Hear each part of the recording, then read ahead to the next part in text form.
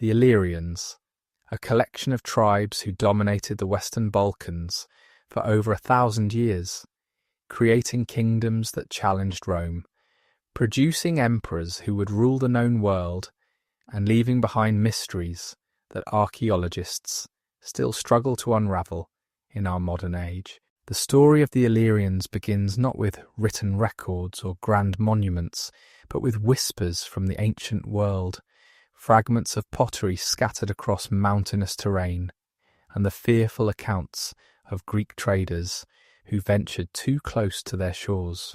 When we speak of the Illyrians today, we're attempting to piece together the history of a people who left no written records of their own, whose language remains largely undeciphered, and whose cultural practices must be reconstructed from archaeological evidence and the often biased accounts of their enemies.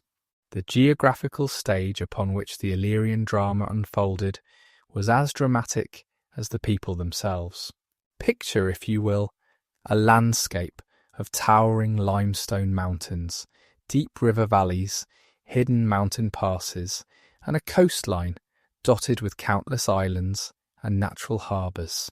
This was Illyria, a region that stretched from the Adriatic Sea in the west to the Morava River in the east, from the Alps in the north to the mountains of Epirus in the south.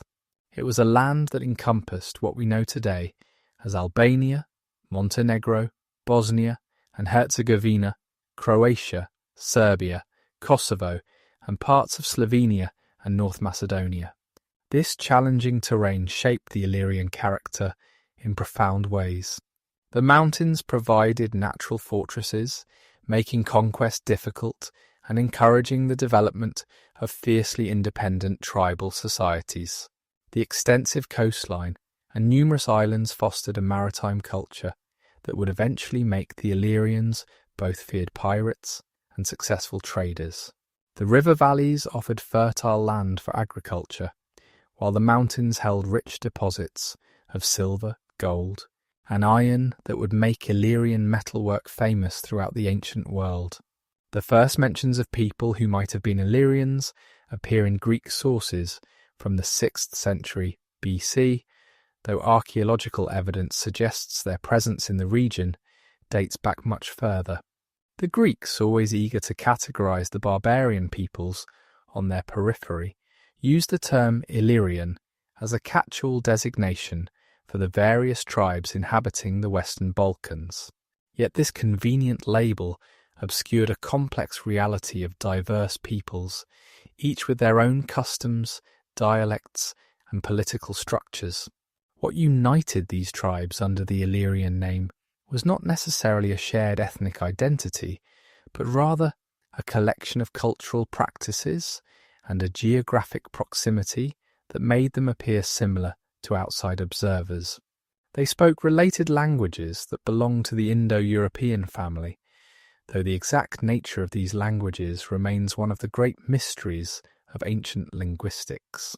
They shared certain religious practices, including the worship of serpent deities and the veneration of the sun. They practiced similar burial customs, often interring their dead in tumuli or burial mounds that dotted the landscape like ancient monuments to forgotten ancestors. The Illyrians first entered the consciousness of the Mediterranean world as obstacles to Greek colonial expansion. As Greek city-states began establishing colonies along the Adriatic coast in the 7th and 6th centuries BC, they encountered fierce resistance from the local Illyrian tribes. The Greeks founded cities like Epidamnos, later known as Dyrrhachium, and Apollonia, but their expansion was limited by Illyrian hostility. These early encounters established a pattern that would persist for centuries, with the Illyrians defending their territory against foreign encroachment while simultaneously engaging in trade and cultural exchange with their would-be conquerors. The Greek historian Herodotus, writing in the 5th century BC, provides some of our earliest detailed accounts of Illyrian peoples. He describes the Eneti, who lived along the Adriatic coast, and mentions their practice of selling their daughters at public auctions with the proceeds from the beautiful daughters subsidizing the dowries of the less attractive ones. While such accounts must be taken with considerable skepticism, given Greek prejudices against barbarians, they provide glimpses into Illyrian social practices that differed markedly from Greek norms. Another early Greek source, the historian Thucydides, writing about the Peloponnesian War, mentions Illyrian mercenaries fighting in various conflicts. This introduces us to one of the most important aspects of Illyrian society, their reputation as formidable warriors. Illyrian soldiers were sought after as mercenaries throughout the ancient world, serving in the armies of Macedon, Epirus, and even distant Syracuse. Their skill in warfare, particularly in mountainous terrain, made them valuable allies and dangerous enemies. The archaeological record provides a different perspective on early Illyrian culture, one that reveals a sophisticated society with extensive trade networks and impressive artistic achievements. Excavations at sites like Glasinac in Bosnia have uncovered vast necropolises containing thousands of graves dating from the Bronze Age through the Iron Age. These burials reveal a hierarchical society with marked differences in wealth and status. Elite graves contain elaborate bronze armour, decorated weapons, imported Greek pottery, and amber jewellery that had travelled from the distant Baltic Sea. The material culture of the early Illyrians shows both local traditions and foreign influences. Their pottery, while showing Greek influence in later periods, maintained distinctive local styles.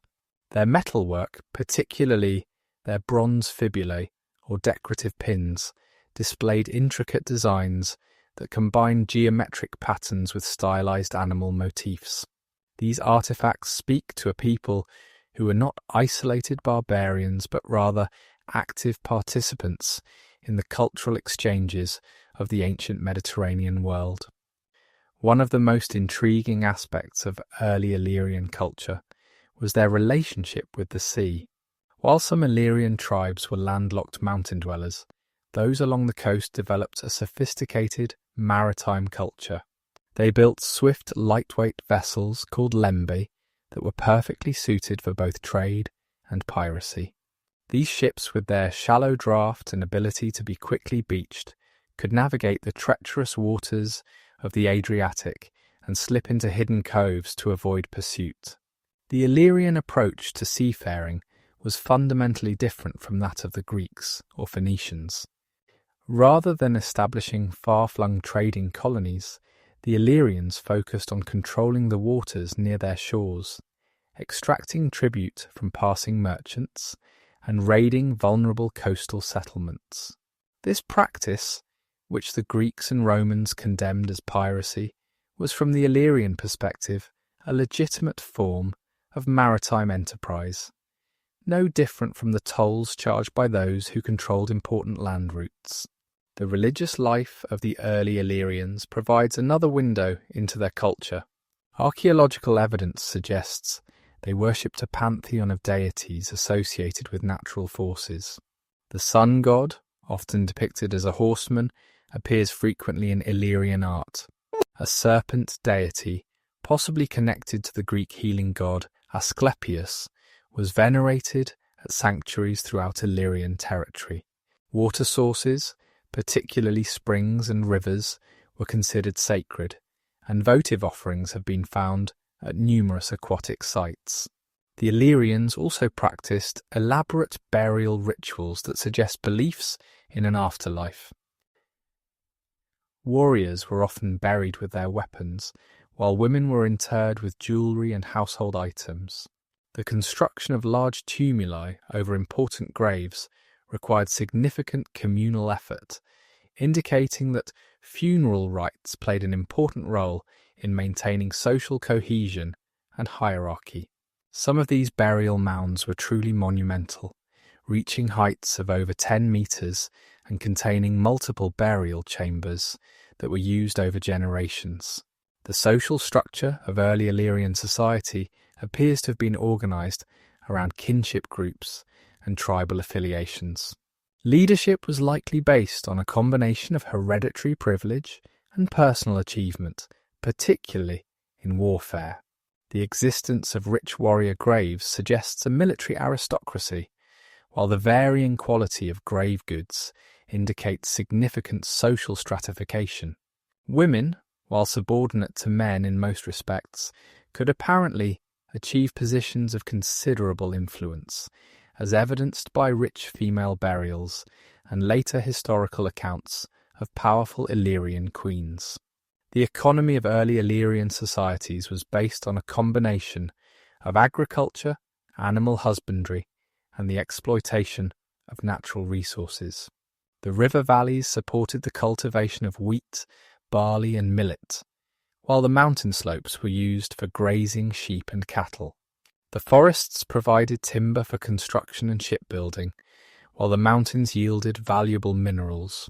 This diverse economic base allowed Illyrian communities to be largely self-sufficient, while also producing surpluses for trade. Trade connections extended far beyond the immediate region. Amber from the Baltic, ivory from Africa, and precious metals from various sources have all been found in Illyrian archaeological contexts.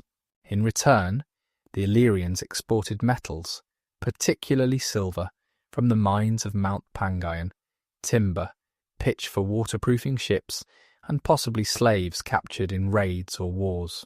This trade brought not only material goods, but also ideas and technologies that influenced Illyrian cultural development. The political organisation of early Illyrian societies remains somewhat obscure, but it appears that most tribes were led by chieftains or kings whose power was limited by tribal assemblies or councils of elders. These leaders commanded personal retinues of warriors and could call upon tribal levies in times of war. Alliances between tribes were common but often temporary, formed in response to external threats or opportunities for plunder. The lack of political unity among the Illyrian tribes would prove to be both a source of resilience, making complete conquest difficult, and a weakness that prevented them from effectively resisting organised imperial powers. As we move forward in time, we begin to see the emergence of more complex political structures among the Illyrians. By the 4th century BC, larger tribal confederations were forming, and some groups were beginning to adopt institutions and practices from their Greek and Macedonian neighbours.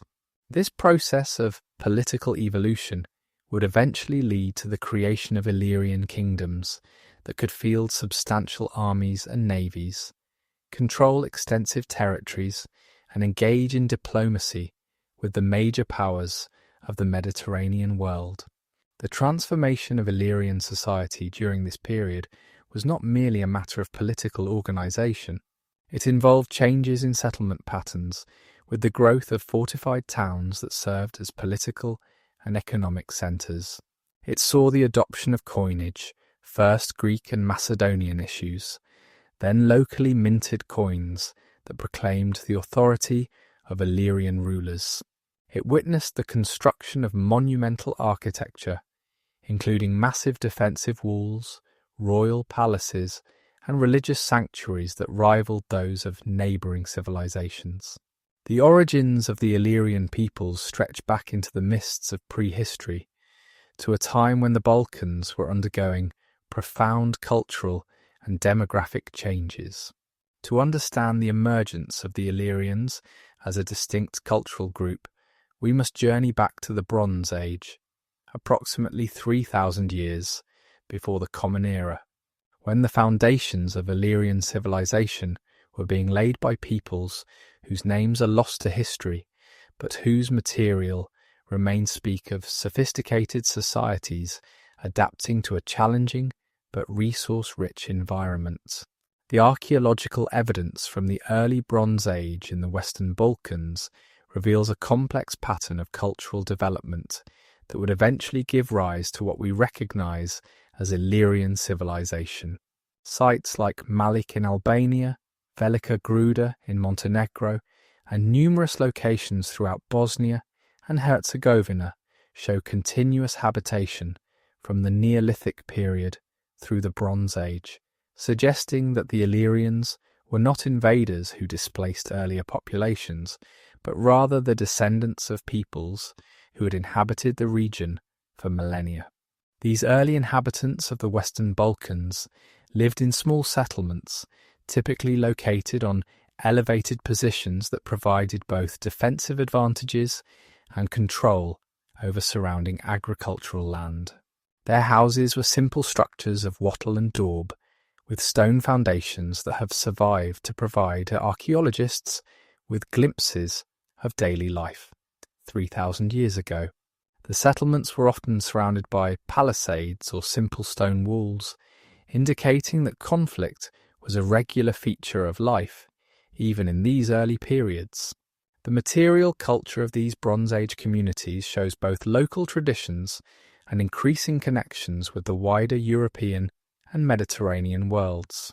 Pottery styles evolved from simple, utilitarian vessels to more elaborate forms decorated with incised geometric patterns. Metalworking, initially limited to simple copper tools and ornaments, became increasingly sophisticated as bronze technology spread throughout the region. By the Middle Bronze Age, local smiths were producing complex items such as decorated swords, elaborate fibulae, and ceremonial vessels that demonstrate both technical skill and artistic sensibility. One of the most significant developments during this period was the emergence of distinct regional cultures within the broader Illyrian sphere.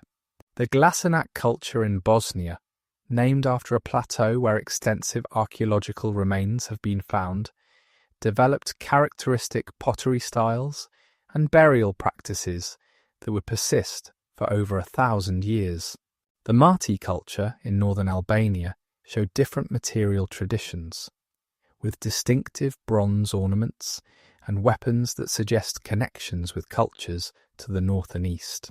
These regional variations would later manifest as the different Illyrian tribes known to classical authors. The transition from the Bronze Age to the Iron Age, occurring around 1200 BC, marked a crucial period in the development of Illyrian civilization. This was a time of upheaval throughout the Mediterranean world, with the collapse of the Mycenaean civilization in Greece, the fall of the Hittite Empire, and the mysterious sea peoples causing destruction from the Aegean to Egypt. The Western Balkans were not immune to these disruptions, and archaeological evidence shows destruction layers at many sites, followed by cultural changes that suggest population movements and social reorganization. Yet this period of crisis also brought opportunities. The collapse of established trade networks created spaces for new actors, and the Illyrians were well positioned to take advantage of these changes. The introduction of iron technology, which reached the Balkans around 1000 BC, provided Illyrian communities with access to a metal that was more abundant than copper or tin, the components of bronze. Iron ores were widely available in the mountainous regions of Illyria, and the adoption of iron technology democratized access to metal tools and weapons, contributing to social and military changes.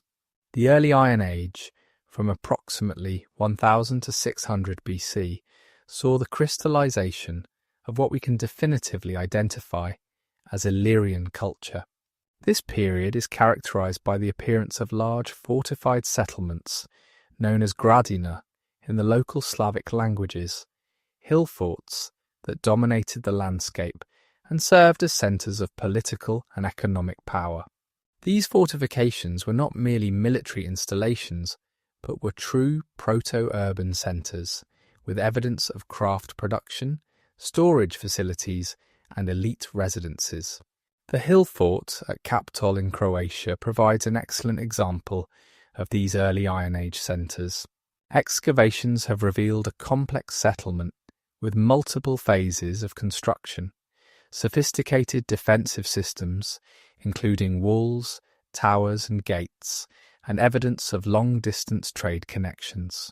The material culture from Kaptol includes imported Greek pottery, amber from the Baltic, and glass beads that may have originated in the Near East, demonstrating that even in this early period, Illyrian elites were connected to broader Mediterranean and European exchange networks.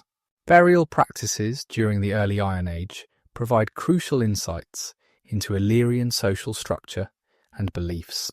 The tradition of tumulus burial, which had begun in the Bronze Age, continued and elaborated during this period.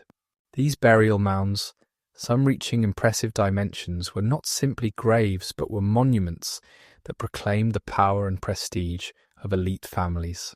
The largest tumuli, such as those at Glasenac, contained multiple burials and were used over many generations, suggesting that they served as focal points for ancestor veneration and lineage identity. The grave goods found in these burials reveal a highly stratified society with marked differences in wealth and status. Elite male burials often contained complete sets of bronze or iron armour, including helmets, breastplates and greaves, along with swords, spears, and decorated shields. The quality of these items, many showing Greek or Italian influence in their design, indicates that Illyrian elites were not isolated warriors, but were part of broader aristocratic networks that spanned the ancient world. Female elite burials were equally rich, containing elaborate jewellery sets, including massive bronze fibulae, amber and glass bead necklaces, and bronze belts decorated with geometric patterns and animal motifs. The artistic traditions that developed during this period show a unique Illyrian aesthetic that combined local traditions with foreign influences.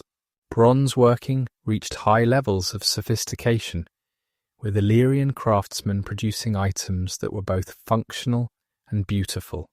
The characteristic Illyrian fibulae, which evolved from simple bow designs to elaborate spectacle and crossbow forms, show a progression of technical skill and artistic innovation.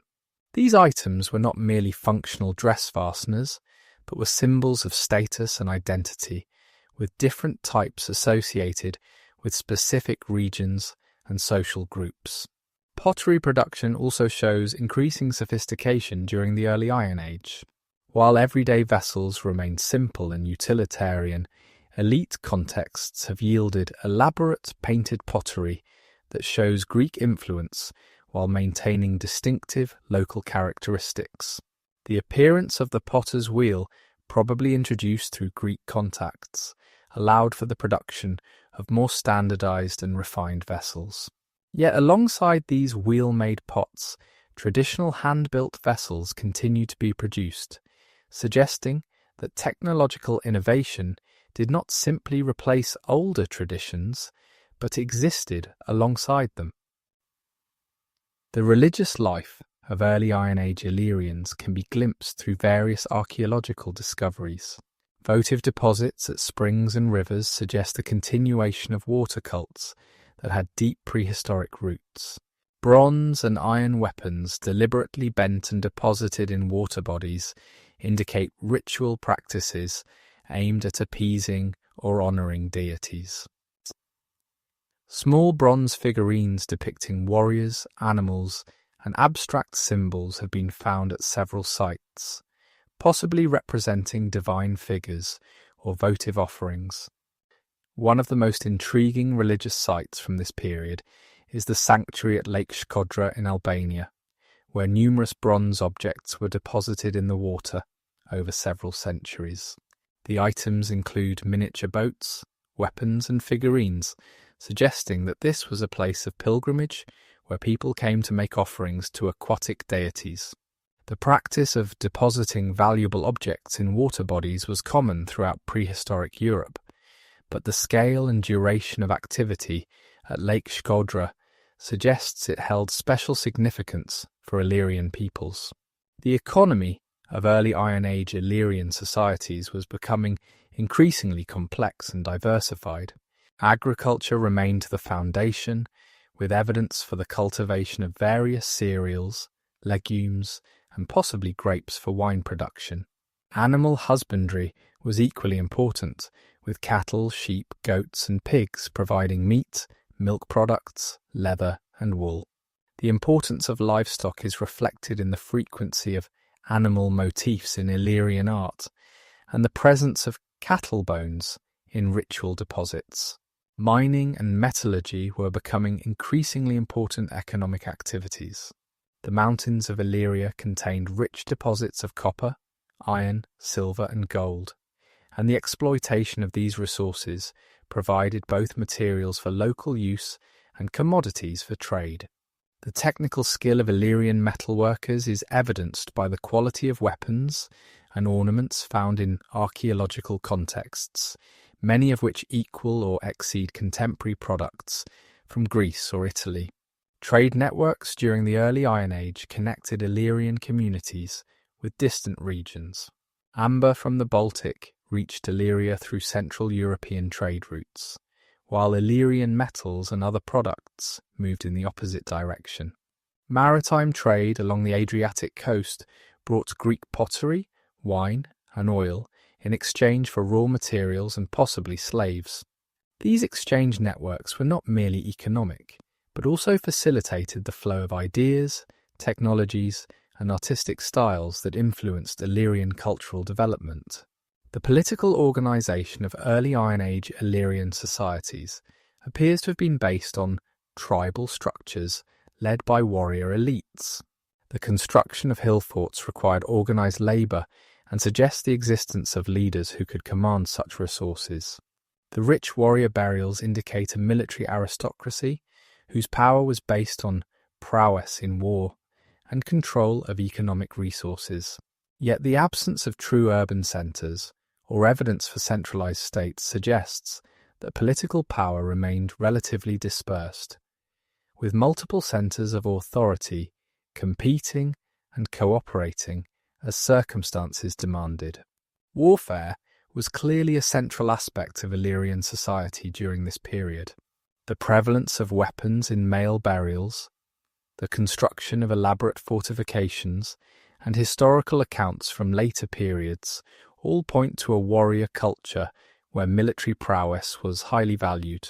The types of weapons found, including swords, spears, and axes, suggest that Illyrian warfare involved both close combat and missile weapons.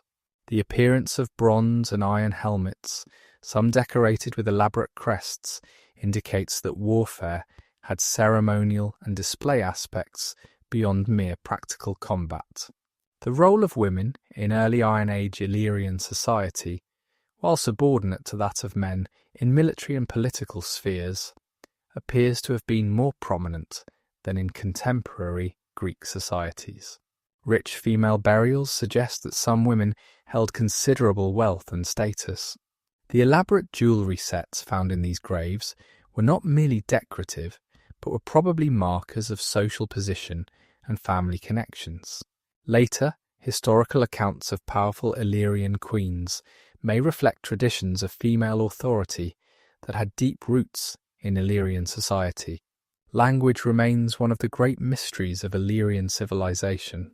No Illyrian texts have survived, and the language is known only from personal names, place names, and a few glosses in Greek and Latin texts. Linguistic analysis suggests that Illyrian belonged to the Indo-European language family, but its exact relationships to other Indo-European languages remain debated.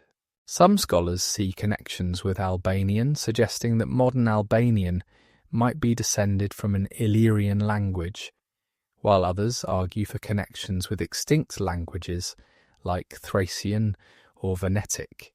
The question of Illyrian ethnogenesis, how and when the Illyrians emerged as a distinct people, remains contentious among scholars. The archaeological evidence suggests continuity from the Bronze Age through the Iron Age, with gradual cultural changes rather than sudden transformations that might indicate large-scale migrations.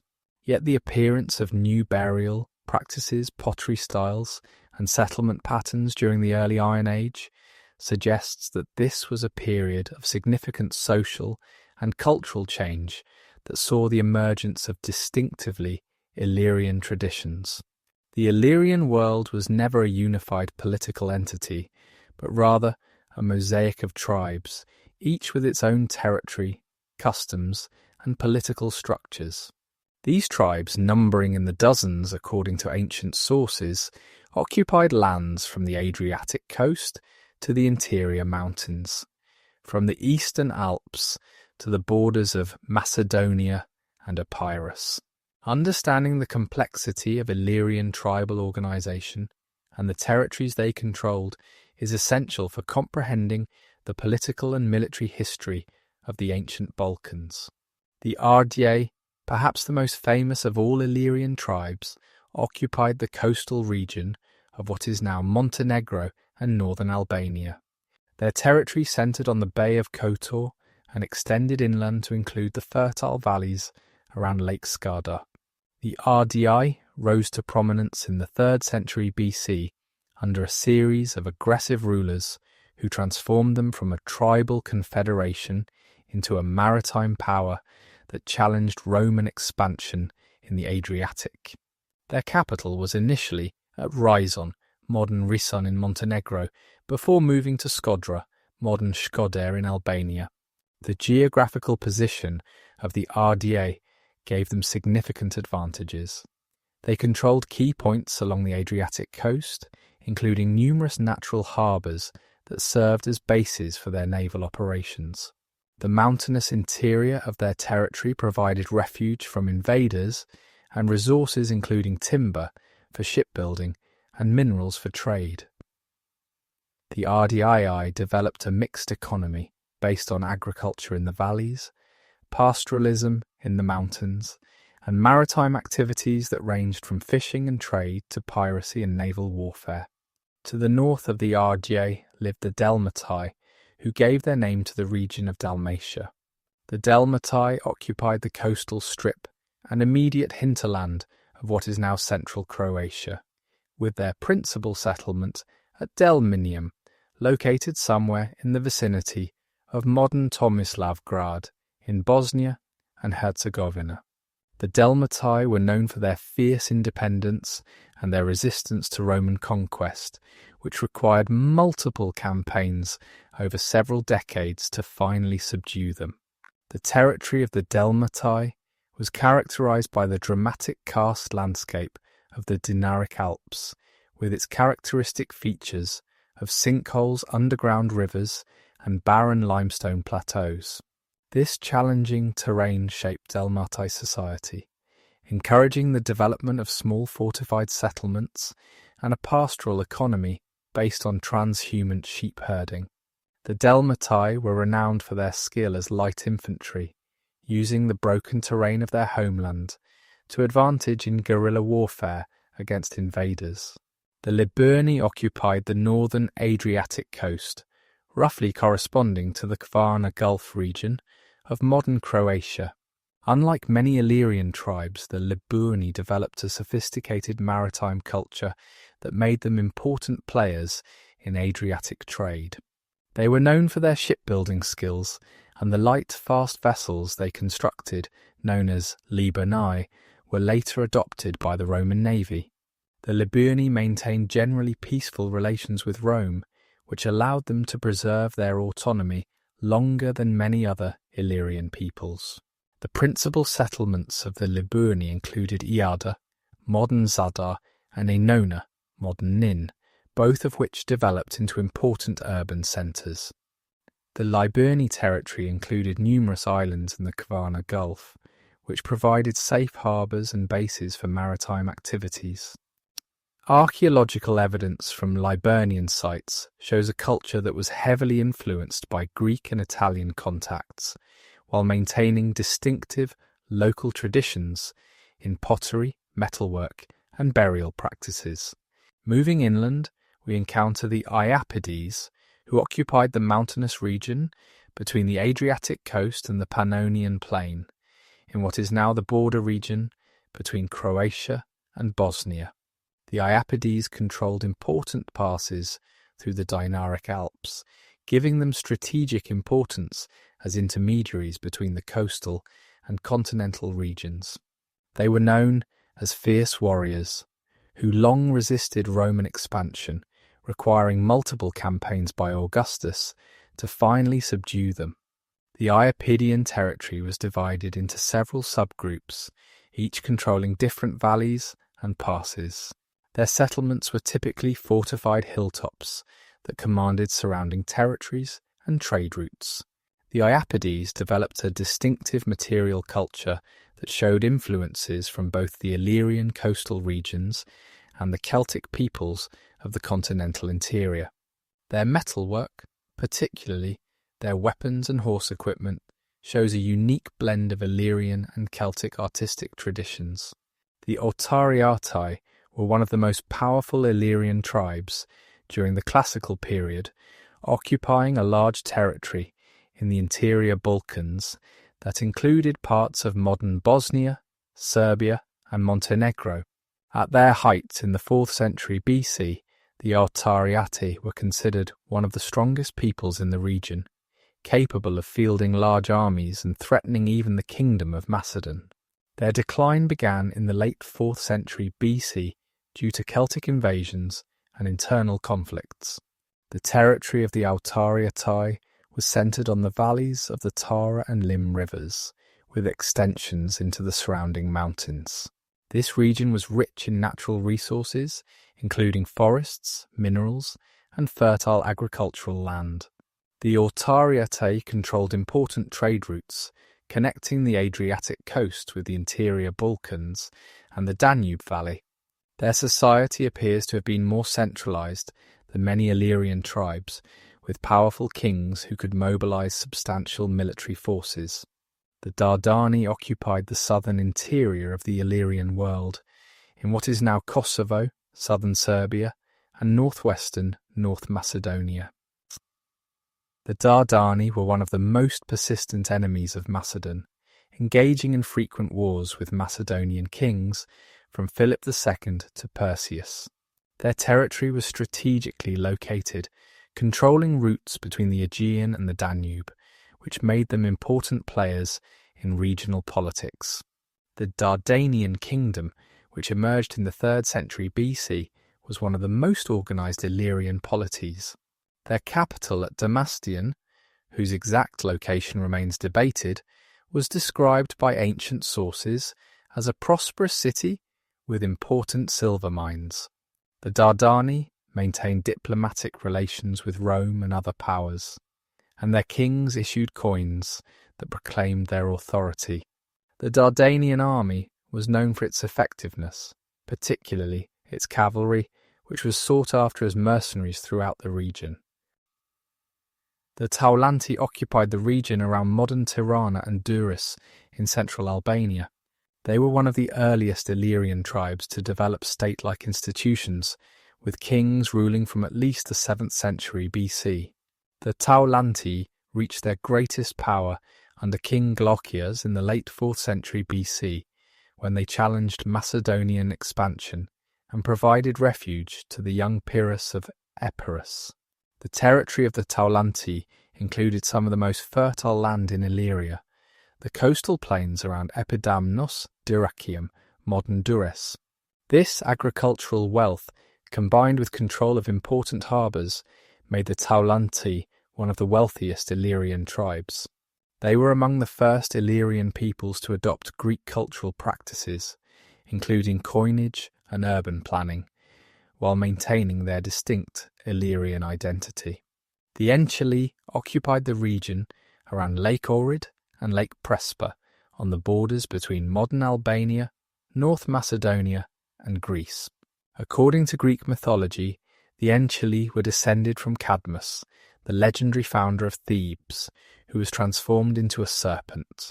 This mythological connection reflects the importance of serpent symbolism in Illyrian religion, and possibly indicates early cultural exchanges between Illyrian and Greek peoples. The Enchili territory included important religious sites, particularly around the lakes, which were considered sacred. They controlled trade routes, connecting the Adriatic with the Aegean, and were known for their metalworking skills. The Enchelei maintained their independence longer than many Illyrian tribes, possibly due to their peripheral location and the sacred character of their territory. The Partheni lived in the valley of the Shkumbin River in central Albania, controlling territories that connected the Adriatic coast with the interior. They were closely associated with the Taulanti, and sometimes appeared to be subject to Taulantian kings. The Partheni territory included important routes between Apollonia and Dyrrachium on the coast, and the interior regions around Lake Ohrid. The Daosi occupied the valley of the Neretva River in what is now Bosnia and Herzegovina. They were one of the more Hellenized Illyrian tribes, adopting Greek cultural practices while maintaining political independence. The Daosi capital at Daosun, near modern Stolac, has yielded impressive archaeological remains, including massive cyclopean walls, Greek-style buildings, and numerous inscriptions that provide insights into their society. The Daosi were known for their wine production, which was exported throughout the region. They maintained generally friendly relations with Rome, which allowed them to preserve their autonomy and even expand their territory at the expense of other Illyrian tribes. The Daosi issued their own coins, which featured Greek inscriptions and imagery, demonstrating their participation in broader Mediterranean cultural and economic networks. The Pirustai inhabited the mountainous region of what is now northern Albania and Montenegro. They were known as skilled miners and metal workers, exploiting the rich mineral deposits of their territory. The Pirustai were among the most resistant to Roman conquest, using their mountainous homeland to wage guerrilla warfare against Roman forces for decades. The Messapi, while geographically separated from other Illyrian tribes by the Adriatic Sea, are often considered part of the broader Illyrian cultural sphere. They inhabited the Salento Peninsula in southern Italy, modern Puglia, from at least the 8th century BC. The Mesolpian language, preserved in numerous inscriptions, provides valuable insights into the linguistic diversity of the Illyrian world. The tribal territories of the Illyrians were not static, but changed over time due to warfare, migration, and political developments. Tribal confederations formed and dissolved, territories expanded and contracted, and new tribal identities emerged while others disappeared. The Celtic invasions of the 4th and 3rd centuries BC caused significant disruptions, with some Illyrian tribes displaced or absorbed by Celtic groups. The boundaries between Illyrian tribes were often fluid and contested. Rivers, mountain ranges, and other natural features provided some definition, but control over border regions frequently shifted. Seasonal movements of pastoral populations further complicated territorial definitions, as groups might claim grazing rights in areas nominally controlled by other tribes. The diversity of Illyrian tribes extended beyond mere political divisions to encompass significant cultural variations. Coastal tribes showed greater Greek influence in their material culture, adopting Greek pottery styles, architectural techniques, and even alphabetic writing. Interior tribes maintained more conservative traditions, preserving ancient burial practices and artistic styles that had roots in the Bronze Age. Religious practices also varied among Illyrian tribes, though certain common elements can be identified. The worship of water deities appears to have been universal, with sacred springs and rivers found throughout Illyrian territory. Solar deities were also widely venerated, often depicted as riders on horses. Some tribes had particular patron deities, such as Medorus among the Daosi or Bindus among the Iapedes. The economic specializations of different tribes reflected their geographical situations and natural resources. Coastal tribes focused on maritime activities, including fishing, trade, and piracy. Mountain tribes emphasized pastoralism and mining. Valley tribes developed more intensive agriculture, including viticulture and olive cultivation in suitable areas. These economic differences influenced social structures, with maritime tribes developing more complex hierarchies based on wealth from trade, while pastoral tribes maintained more egalitarian structures based on kinship. Military practices also varied among Illyrian tribes. Coastal tribes developed naval capabilities, with the Ardii and Liburni becoming particularly proficient in naval warfare. Mountain tribes specialized in guerrilla tactics, using their knowledge of difficult terrain to ambush invaders. Plains tribes developed cavalry forces, with the Dardani particularly known for their horsemen. These military specializations reflected both geographical constraints and cultural preferences, with warrior traditions passed down through generations. The interaction between Illyrian tribes was complex, involving both cooperation and conflict. Tribal alliances were common, particularly in response to external threats. The confederation led by King Bardalus in the 4th century BC brought together multiple tribes to challenge Macedonian expansion. Similarly, Queen Tuta's kingdom in the 3rd century BC united several coastal tribes under Ardean leadership. Yet these alliances were often temporary, dissolving when the immediate threat passed or when opportunities for gain through conflict arose. Trade networks connected different Illyrian tribes, creating economic interdependencies that sometimes transcended political boundaries. Mountain tribes traded minerals and pastoral products for agricultural goods and imported items from coastal regions. Rivers served as important trade arteries, with goods moving along the Neretva, Drin, and other waterways. Archaeological evidence of similar pottery styles and metalwork across tribal boundaries suggests regular exchange networks that facilitated cultural as well as economic interaction. The process of urbanization varied significantly among Illyrian tribes. Coastal tribes and those along major trade routes developed proto-urban settlements earlier and more extensively than isolated mountain tribes. Places like Ryzan, Skodra, Lissos, and Darsen evolved from fortified tribal centres into true towns with public buildings, marketplaces, and craft quarters. These urban centres became focal points for political power, economic activity, and cultural innovation. The adoption of coinage by various Illyrian tribes provides insights into their political and economic development.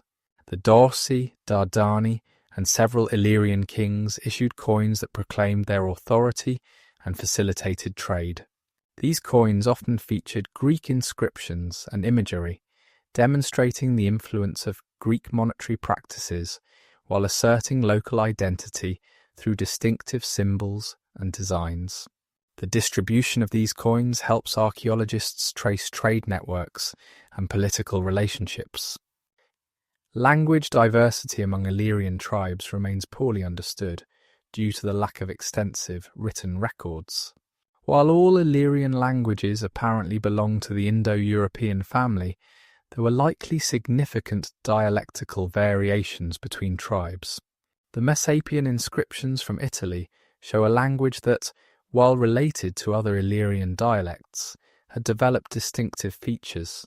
Place names and personal names preserved in Greek and Latin sources suggest linguistic variations that may have corresponded to tribal divisions. The role of women varied among different Illyrian tribes, though evidence suggests that women in Illyrian societies generally had more freedom and influence than their Greek counterparts. Several tribes were ruled by queens, including the famous Tuta of the Ardii and Etuta of the Dardani. Archaeological evidence of rich female burials across tribal territories indicates that elite women could accumulate significant wealth and status. Some tribes practiced matrilineal descent systems, though patriarchal structures predominated. The daily life of the Illyrian peoples was shaped by the rhythms of agricultural seasons, the demands of pastoral cycles, and the ever-present possibilities of trade, raid, or war. From the shepherd watching his flocks in mountain pastures, to the merchant haggling in coastal markets, from the blacksmith forging weapons in his workshop, to the priestess performing rituals at sacred springs, Illyrian society encompassed a rich variety of human experiences that archaeological evidence and ancient accounts allow us to partially reconstruct. The foundation of Illyrian society was the family unit, typically extended families that included multiple generations living together or in close proximity. These family groups formed the basic economic and social units, working land together, sharing resources, and providing mutual support and protection. The importance of kinship is reflected in burial practices, with family tombs used over generations, and in the organisation of settlements, where related families often occupied adjacent houses. Above the family level, Illyrian society was organised into clans or lineages that traced descent from common ancestors. These larger kinship groups controlled territories, made collective decisions about resource use, and mobilised for warfare when necessary. Clan identity was marked through various means, including distinctive dress elements, jewellery styles, and possibly tattoos or other body modifications mentioned by ancient authors. The strength of clan loyalties often superseded broader tribal affiliations, leading to the internal conflicts that sometimes weakened Illyrian resistance to external conquest. The social hierarchy of Illyrian societies was complex and varied between regions and periods. At the apex stood the nobility, a warrior aristocracy whose power derived from military prowess, control of land and resources, and claimed descent from heroic ancestors. These nobles lived in fortified residences, often occupying the highest points of settlements, where they could display their status and control surrounding territories. Archaeological evidence of elite residences shows larger buildings with multiple rooms, storage facilities for agricultural surpluses, and workshops for craft production. The nobility distinguished themselves through material display, wearing elaborate bronze and iron ornaments, carrying decorated weapons, and riding horses equipped with ornate tackle. Their graves, often covered by monumental tumuli, contained rich assemblages of goods that proclaimed their status even in death. The competitive display between noble families drove much of the artistic production in Illyrian societies, as craftsmen created ever more elaborate items to satisfy elite demand for distinction. Below the nobility was a class of free farmers and herders who formed the backbone of Illyrian society. These people owned their own land or livestock, participated in tribal assemblies, and served as warriors when called upon. Their houses were simpler than noble residences, but still substantial, typically consisting of 1 or 2 rooms, with stone foundations and walls of wattle and daub. Archaeological evidence suggests that these middle-class Illyrians lived comfortable, if not luxurious lives, with access to a variety of foods, adequate clothing, and basic metal tools and ornaments. The position of craftsmen in Illyrian society appears to have been relatively high, particularly for those skilled in metalworking. Blacksmiths and bronze workers were essential for producing weapons, tools, and ornaments, and their services were highly valued.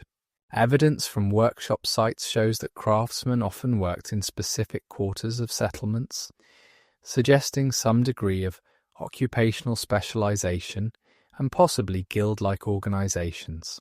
The quality of Illyrian metalwork, particularly the elaborate fibulae and decorated weapons found in archaeological contexts, testifies to the skill and creativity of these artisans. At the bottom of the social hierarchy were slaves, though the extent and nature of slavery in Illyrian societies remains debated. Ancient sources mention Illyrians taking captives in raids and wars, and some of these were undoubtedly enslaved. However, the archaeological evidence for slavery is limited, and it's possible that many captives were integrated into Illyrian society as dependent clients rather than chattel slaves. The practice of ransoming captives, mentioned in ancient sources, suggests that the taking of prisoners was often motivated by economic rather than labour considerations. The daily routine of most Illyrians revolved around agricultural and pastoral activities. In the valleys and coastal plains, farmers cultivated wheat, barley and millet, using simple wooden ploughs pulled by oxen. The agricultural calendar determined the rhythm of life, with ploughing and sowing in autumn, weeding and maintenance in winter and spring, and harvest in summer. Storage pits and granaries found at settlement sites show that communities stored surplus grain, both as insurance against bad harvests and as trade goods. Pastoralism was equally important, particularly in mountainous regions where agriculture was difficult. Sheep and goats provided milk, cheese, meat, wool, and leather, while cattle were valued for their strength as draft animals as well as for their products. The practice of transhumance, moving flocks between summer and winter pastures, was common in many Illyrian regions. This seasonal movement brought different communities into contact and sometimes into conflict over grazing rights and water sources. The Illyrian diet was varied and generally nutritious, though it differed by region and social status. Grains formed the staple, consumed as bread, porridge, or fermented into beer. Meat from domestic animals and wild game supplemented the diet, with pork being particularly valued. Coastal communities had access to fish and shellfish, while inland peoples relied more heavily on freshwater fish from rivers and lakes. Vegetables including lentils, beans, and various greens were cultivated, and wild plants were gathered for food and medicine. Wine production became increasingly important in Illyrian societies, particularly in regions with Greek influence. The Daosi were famous for their wine, which was exported throughout the region. Archaeological evidence of amphorae and drinking vessels shows that wine consumption was associated with elite status and social rituals. The symposium, a Greek-style drinking party, was adopted by some Illyrian elites, though probably modified to fit local customs and preferences. Clothing in Illyrian societies served not only practical purposes, but also indicated social status, tribal affiliation, and gender. The basic garment for both men and women was a tunic made of wool or linen depending on availability and season. Over this, people wore cloaks fastened with fibulae, the decorative pins that are among the most common Illyrian artifacts. The size, material, and decoration of fibulae indicated the wearer's wealth and status, with elite individuals wearing massive bronze specimens decorated with geometric patterns and animal motifs. Illyrian women's dress was particularly elaborate, at least among the upper classes. Archaeological evidence shows that women wore multiple fibulae, often in matching sets, along with bronze belts, necklaces of amber and glass beads, and various rings and bracelets. The weight of bronze ornaments worn by some elite women was substantial, suggesting that display of wealth was as important as practical considerations. Hair ornaments, including pins and diadems, completed the ensemble. Men's clothing emphasized their warrior status, with belts designed to carry weapons and armor worn as status symbols even in non-military contexts. The Illyrian helmet, with its distinctive crest holders and cheek pieces, became a symbol of warrior identity. Even farmers and herders carried weapons, typically a knife or short sword, reflecting the militarized nature of Illyrian society and the ever-present possibility of violence. Housing in Illyrian settlements varied considerably based on geography, available materials and social status.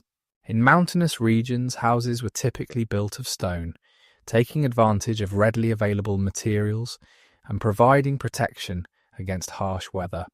Coastal and valley settlements more often featured houses with stone foundations and walls of mud brick or wattle and daub.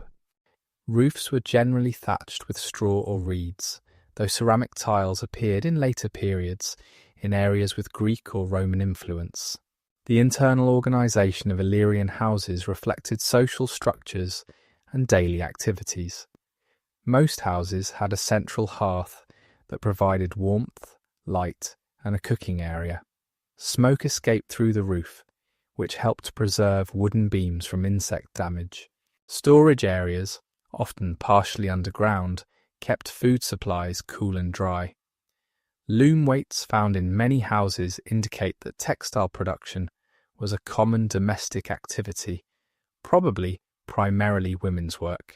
Larger settlements featured public spaces and buildings that served community needs. Fortified settlements had areas for assemblies where tribal decisions were made and justice administered. Some sites show evidence of communal storage facilities, suggesting cooperative economic practices.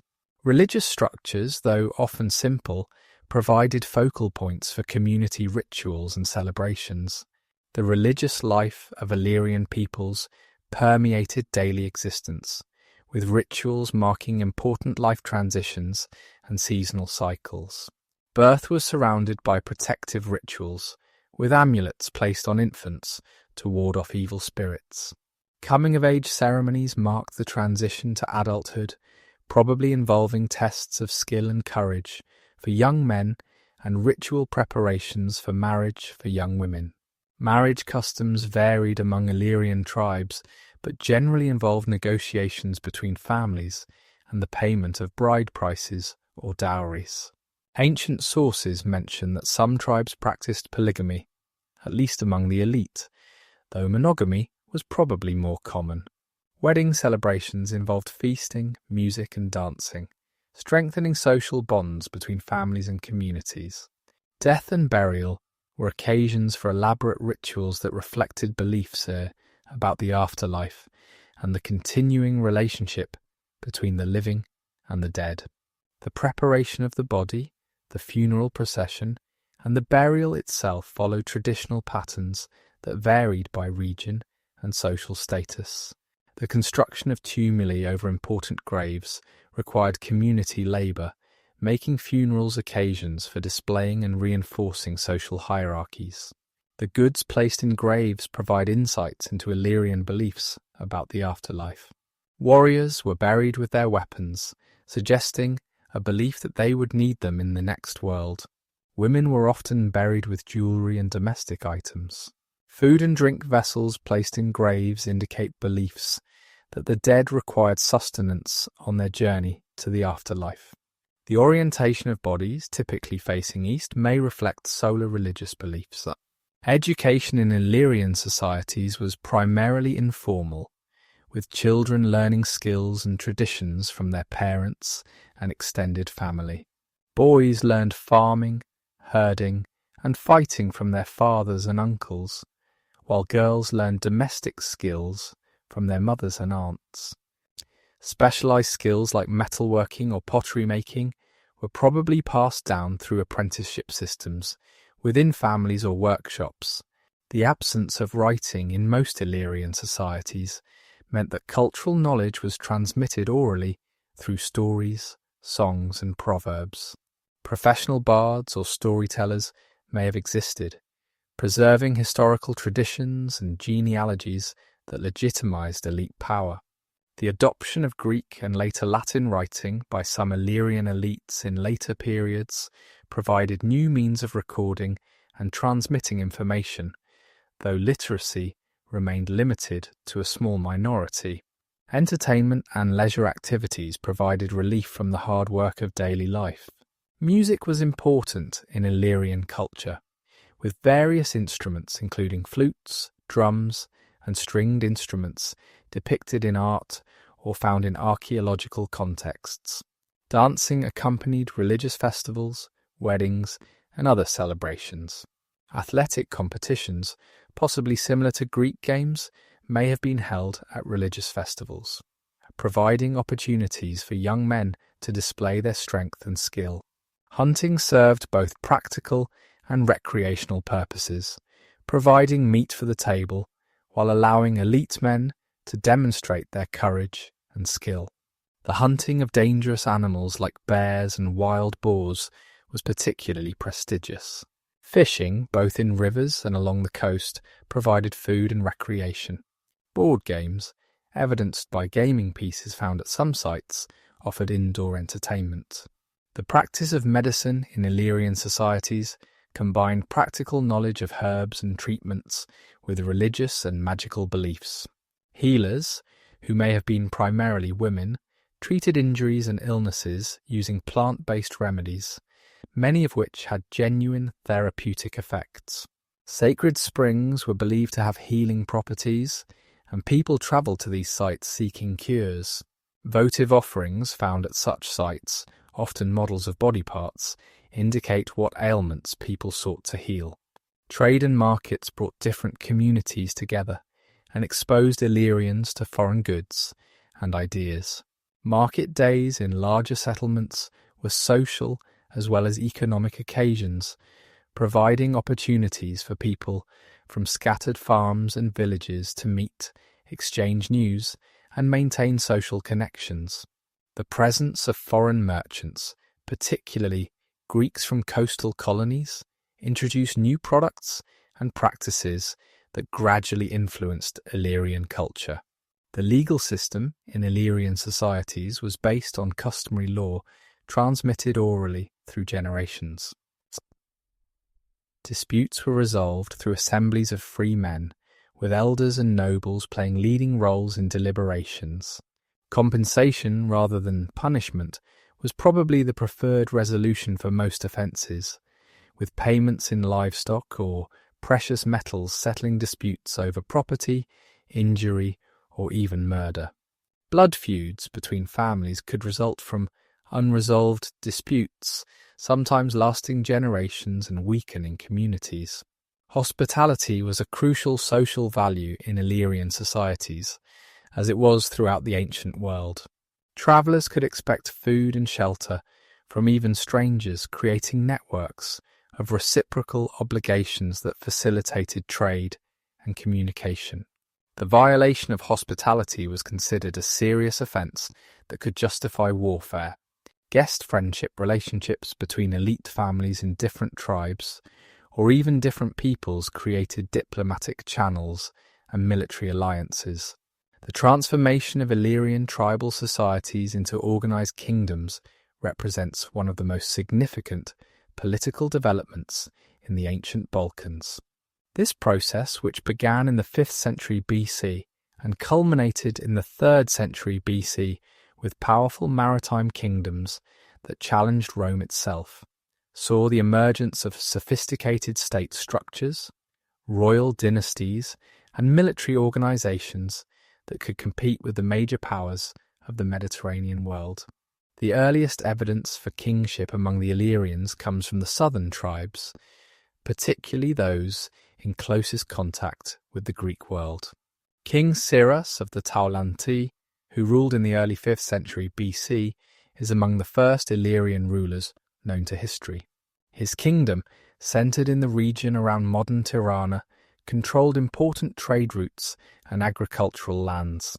Cyrus engaged in diplomacy with Greek cities and Macedon, demonstrating that even early Illyrian kings operated within the broader political framework of the ancient Balkans. The development of Illyrian kingship was influenced by various models of royal power. The Greek tyrannies and Macedonian monarchy provided examples of centralized authority that Illyrian leaders could adapt to their own circumstances. Yet Illyrian kingship retained distinctive features rooted in tribal traditions. Kings were war leaders first and foremost, their authority deriving from military success and their ability to distribute plunder among their followers. They were also religious figures, performing rituals that ensured divine favour for their people. The 4th century BC witnessed a significant expansion of royal power among several Illyrian tribes. King Bardalis of the Dardani, who ruled from approximately 393 to 358 BC, created one of the first truly powerful Illyrian kingdoms. Bardalis united multiple tribes under his authority, creating a confederation that could field armies of over 10,000 warriors. His kingdom controlled extensive territories in the interior Balkans, including valuable mining regions that provided the wealth necessary to maintain military forces and reward followers. Bardalis was more than just a war chief. He was a state builder who created institutions that outlasted his reign. He established a capital at Damastion, which became a centre of coin production and trade.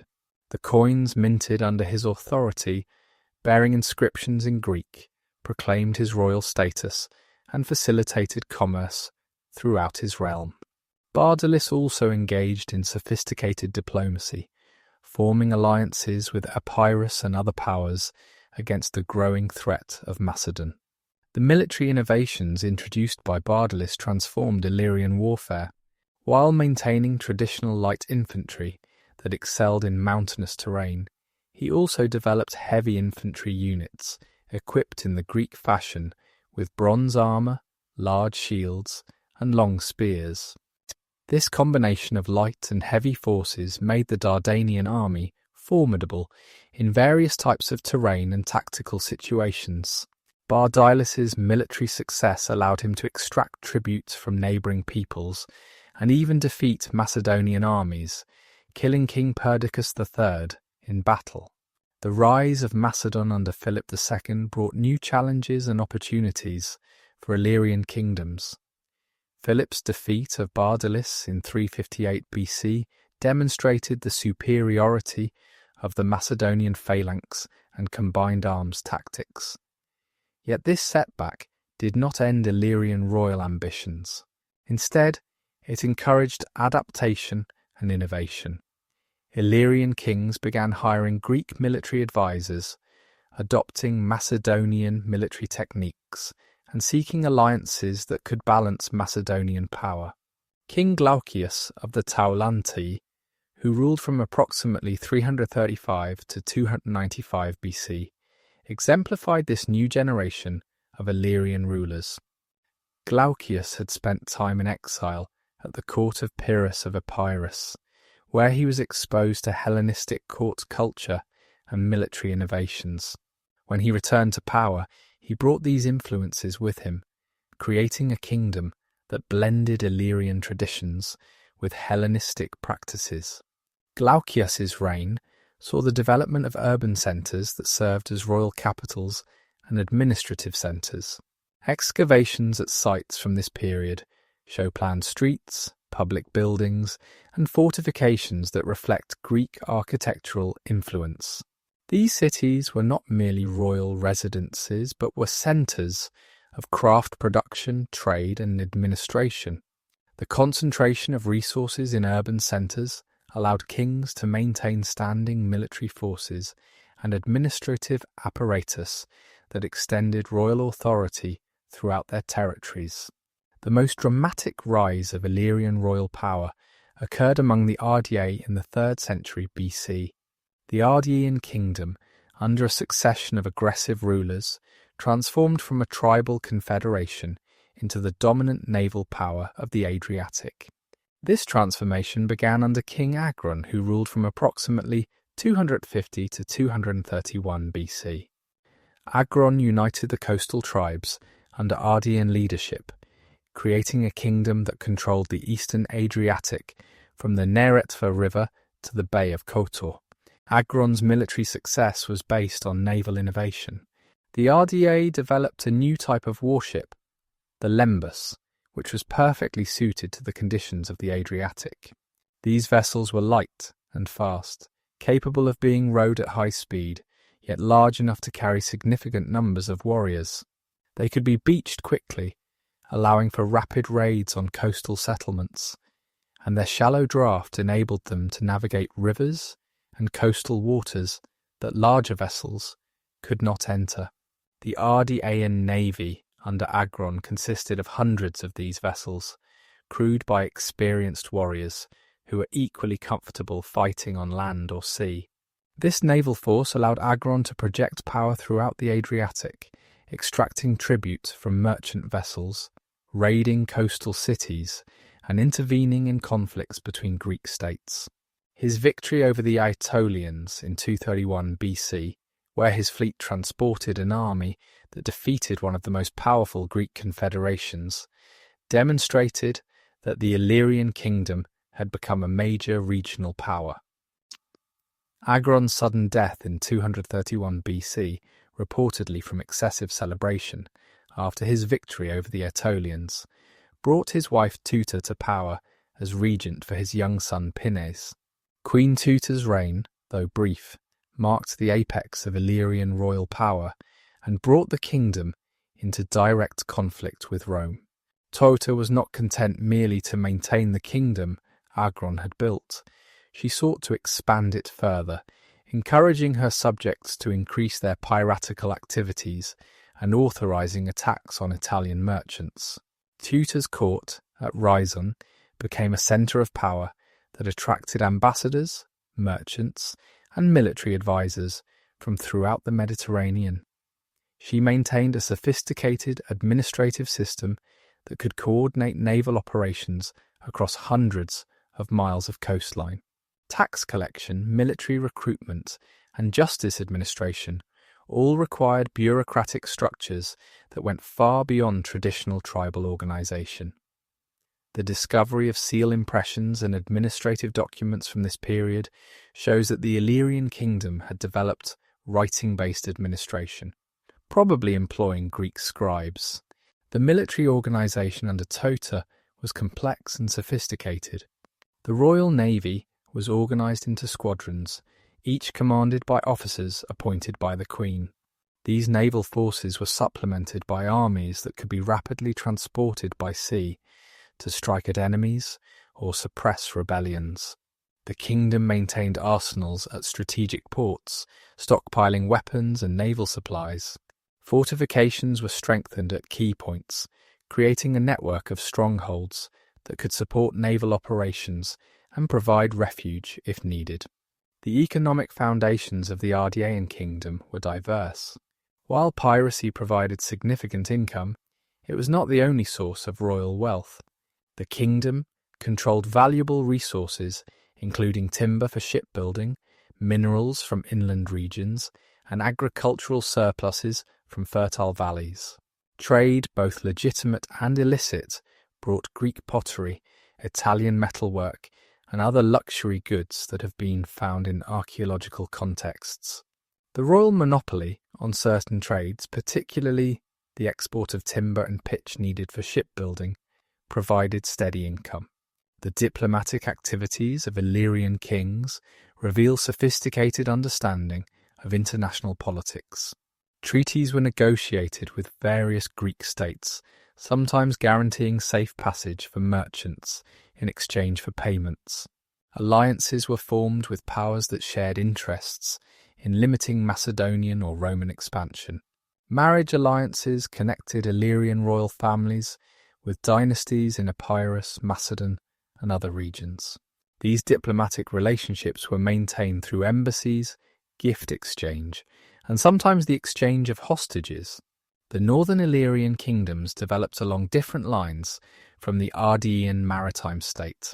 The kingdom of the Dardani, revived after the collapse of Macedonian power in the late 3rd century BC, focused on controlling inland trade routes and mineral resources. Dardanian kings like Bato and Menunius issued coins that proclaimed their authority and facilitated trade. Their armies, based on cavalry and light infantry, suited to mountainous terrain, were effective in regional conflicts, but could not match the naval power of the Ardeae. The Delmatai also developed royal institutions, though these remained more closely tied to tribal traditions. Dalmatian kings were chosen from royal lineages, but required the approval of tribal assemblies.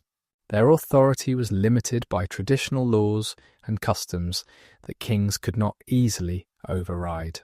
This more limited kingship may have prevented the development of powerful centralized states, but it also meant that Dalmatian resistance to Roman conquest could continue even after the capture or death of kings.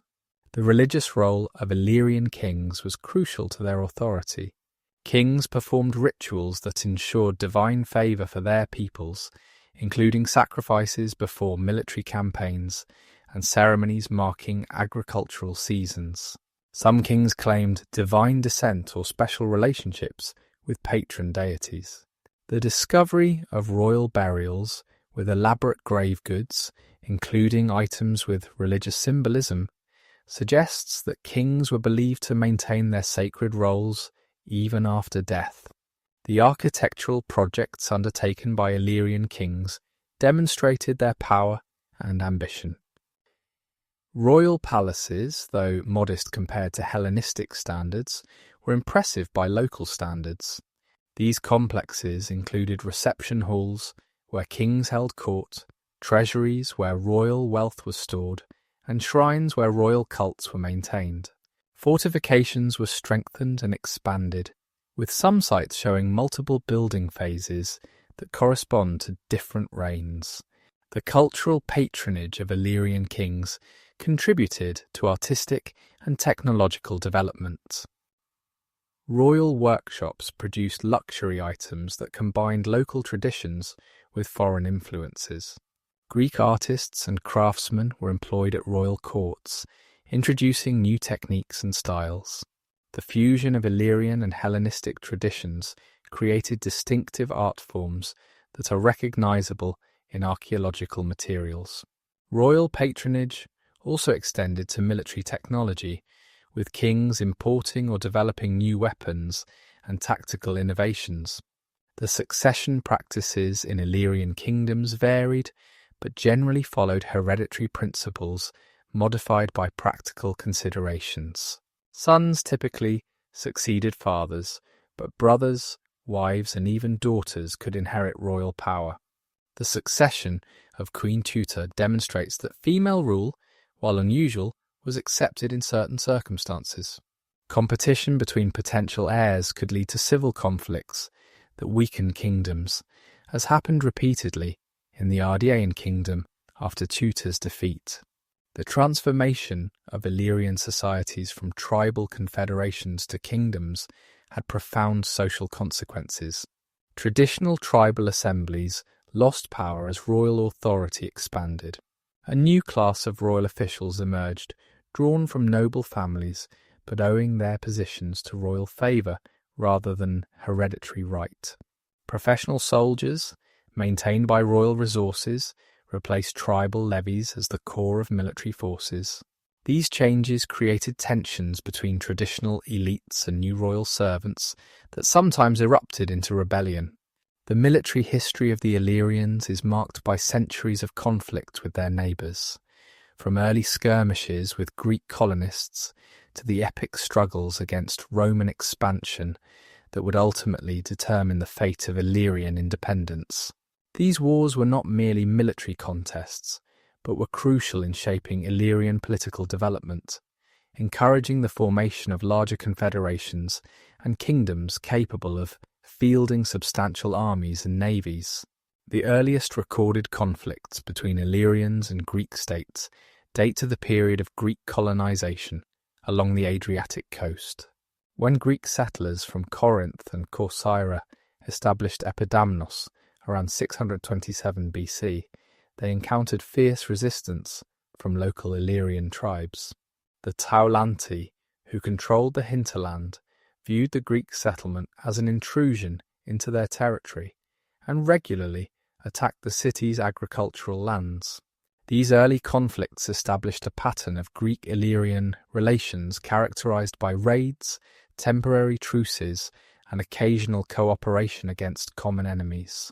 The Greek colonies of Apollonia and Epidamnos Dyrrachium became focal points of conflict throughout the classical period. These cities, while maintaining Greek cultural identity, were forced to adapt to their Illyrian context.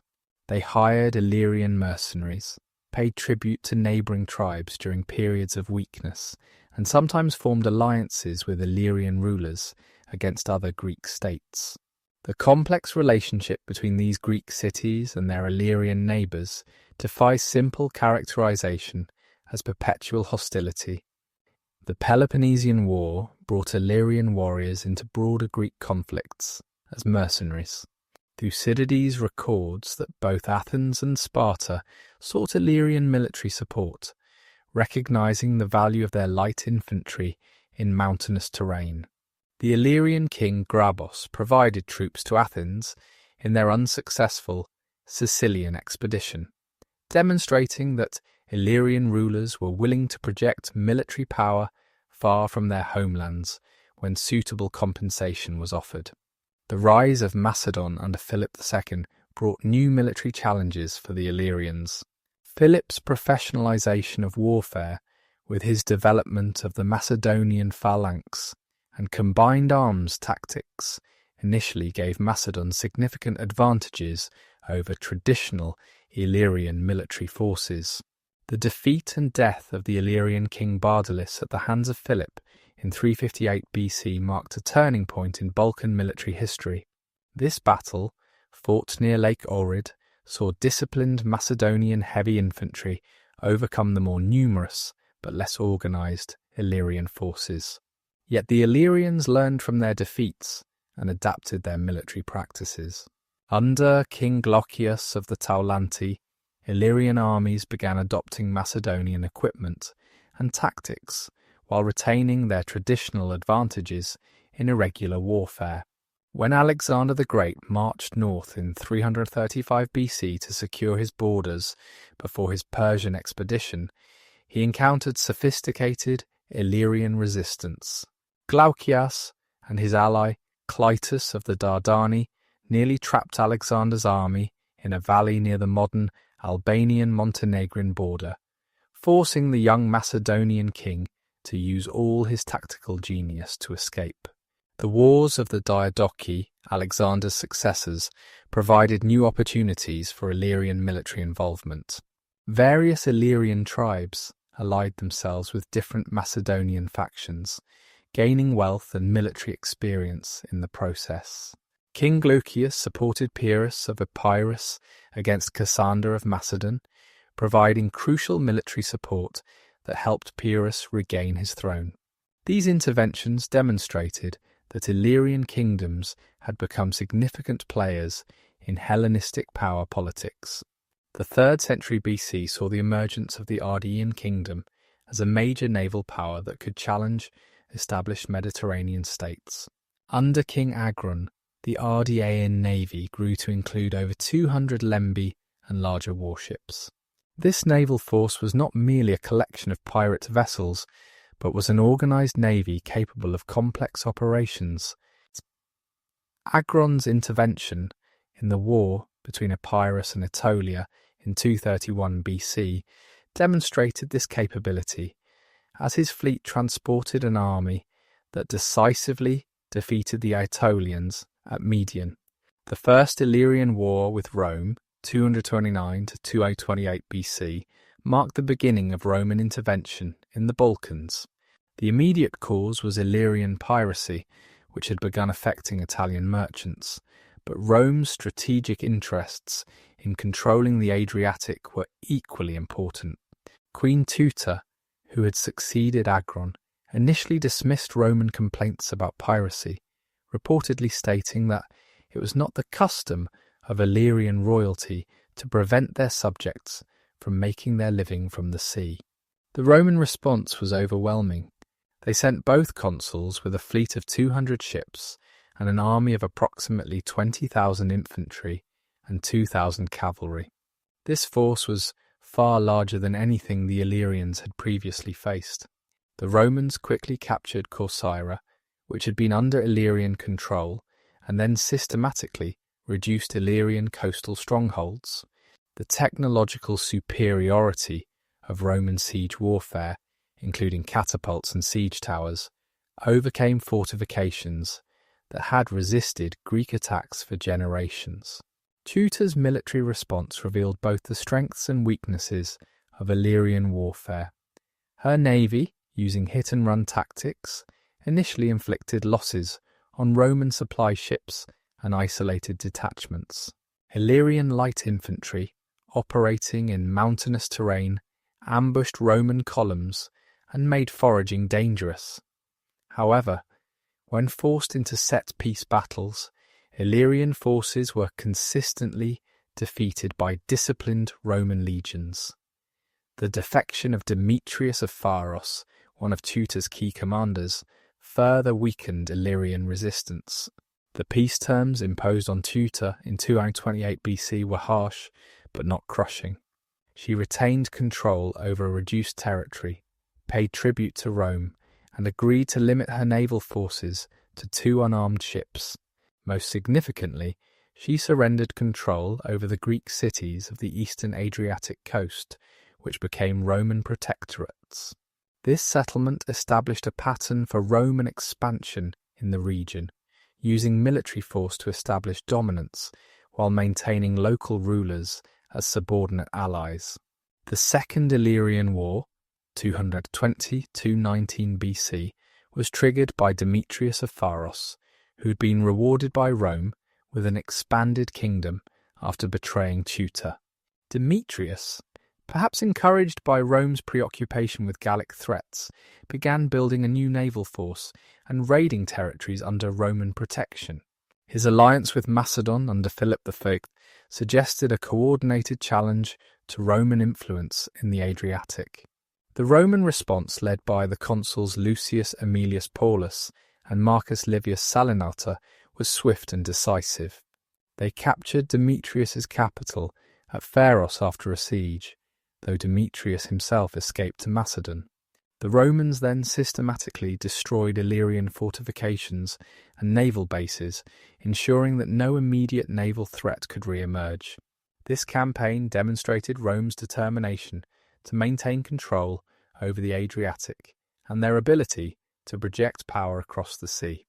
The Third Illyrian War, 168 BC, was part of the larger conflict between Rome and Macedon. King Gentius of the Ardii allied himself with Perseus of Macedon against Rome, hoping to restore Illyrian independence. Gentius had rebuilt Illyrian military power, assembling an army of 15,000 warriors and a fleet of over 200 vessels. He arrested Roman ambassadors and raided Roman allies, formally entering the war against Rome. The Roman praetor Lucius Anicius Gallus led the campaign against Gentius with remarkable efficiency.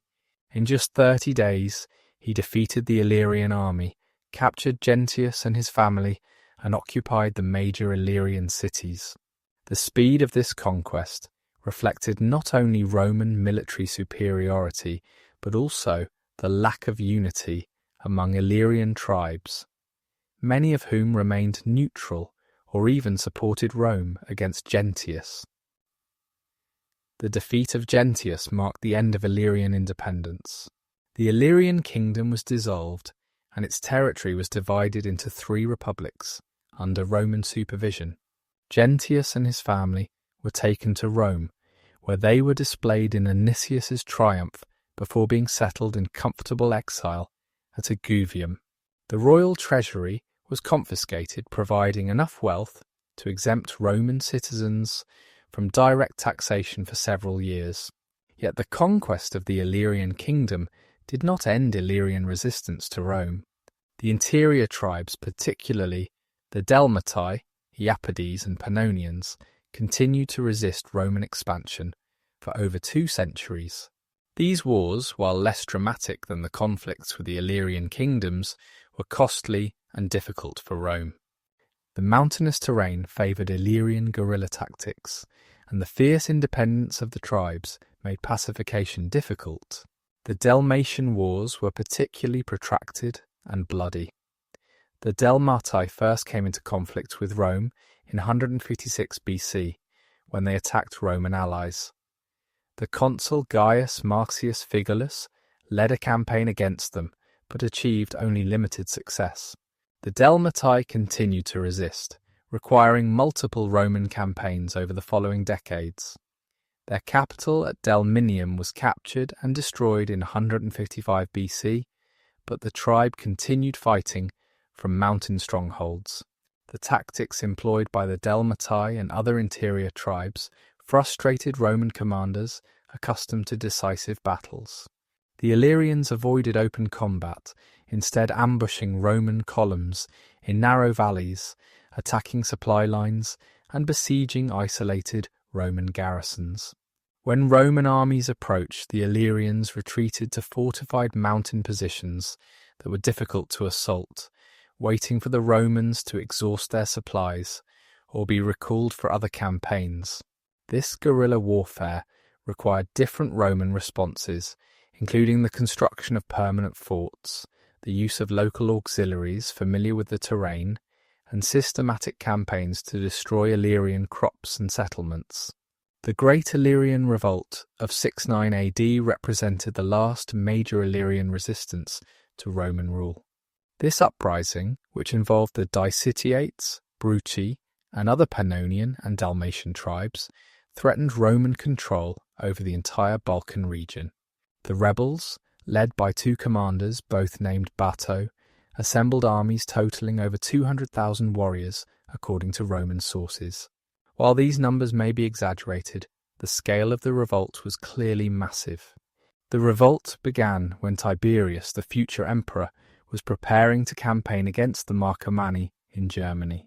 The Illyrian tribes, resentful of Roman taxation and conscription, seized this opportunity to rebel. They had learned much from serving as Roman auxiliaries, understanding Roman tactics, organization, and weapons. The rebel armies were not merely tribal levies, but included trained soldiers who had served in Roman forces, bringing discipline and tactical knowledge to the uprising. The initial success of the rebels was striking. They defeated local Roman forces, captured numerous towns, and threatened to march on Italy itself. The Roman historian Suetonius later wrote that this was the most serious foreign war Rome had faced since the Punic Wars with Carthage. Augustus, the Roman emperor, reportedly told the Senate that the rebels could reach Rome in 10 days if not stopped. This may have been an exaggeration to justify the massive resources devoted to suppressing the revolt, but it reflects genuine Roman concern. Rome's response involved mobilizing 15 legions, roughly half of the entire Roman military, along with numerous auxiliary units. Tiberius and Germanicus, two of Rome's most capable commanders, led these forces in a systematic campaign to suppress the revolt. The war was brutal, with both sides practicing scorched earth tactics. Villages were burned, populations were enslaved or massacred, and entire regions were depopulated. The Illyrian rebels demonstrated remarkable resilience and tactical adaptation. They fortified mountain positions that required lengthy sieges to reduce. They coordinated operations across vast distances, suggesting sophisticated command structures. When defeated in one region, they continued fighting in others, requiring the Romans to maintain large forces throughout the rebellious territories. The rebels also attempted to gain foreign support, sending envoys to Germanic tribes and possibly to Parthia, though these diplomatic efforts yielded little practical assistance. The revolt finally ended in 9 AD when the two Batos were defeated separately. Bato of the Dicitiates surrendered after his stronghold at Andetrium was besieged, receiving pardon from Tiberius in recognition of his honourable conduct during the war. Bato of the Brauci was betrayed and killed by his own people, who had grown weary of the devastating conflict. The suppression of the revolt had required 3 years of intense fighting and enormous Roman resources. The consequences of the Great Illyrian Revolt were profound. The demographic impact was catastrophic, with ancient sources claiming that much of the adult male population was killed or enslaved. While these claims are certainly exaggerated, archaeological evidence does show significant population decline and settlement abandonment in many regions. The economic disruption lasted for generations, with agricultural production declining and trade networks disrupted. Yet the revolt also demonstrated the extent to which Illyrian peoples had been integrated into the Roman military system. The rebels' use of Roman tactics and equipment showed that military service in Roman forces had created a new class of professional Illyrian soldiers. This military expertise would later benefit Rome, as Illyrian provinces became major recruiting grounds for the Roman army. The loyalty of Illyrian soldiers to Rome in subsequent centuries suggests that the brutal suppression of the revolt was followed by successful integration policies.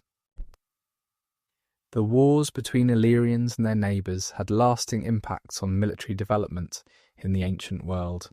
The Illyrian style of warfare, emphasising mobility, irregular tactics, and the exploitation of difficult terrain, influenced Roman military doctrine. The Romans adopted certain Illyrian weapons and tactics, particularly in mountain warfare. The light cavalry techniques developed by Illyrian horsemen were incorporated into Roman auxiliary forces. Naval warfare was another area where Illyrian innovations had broader impacts.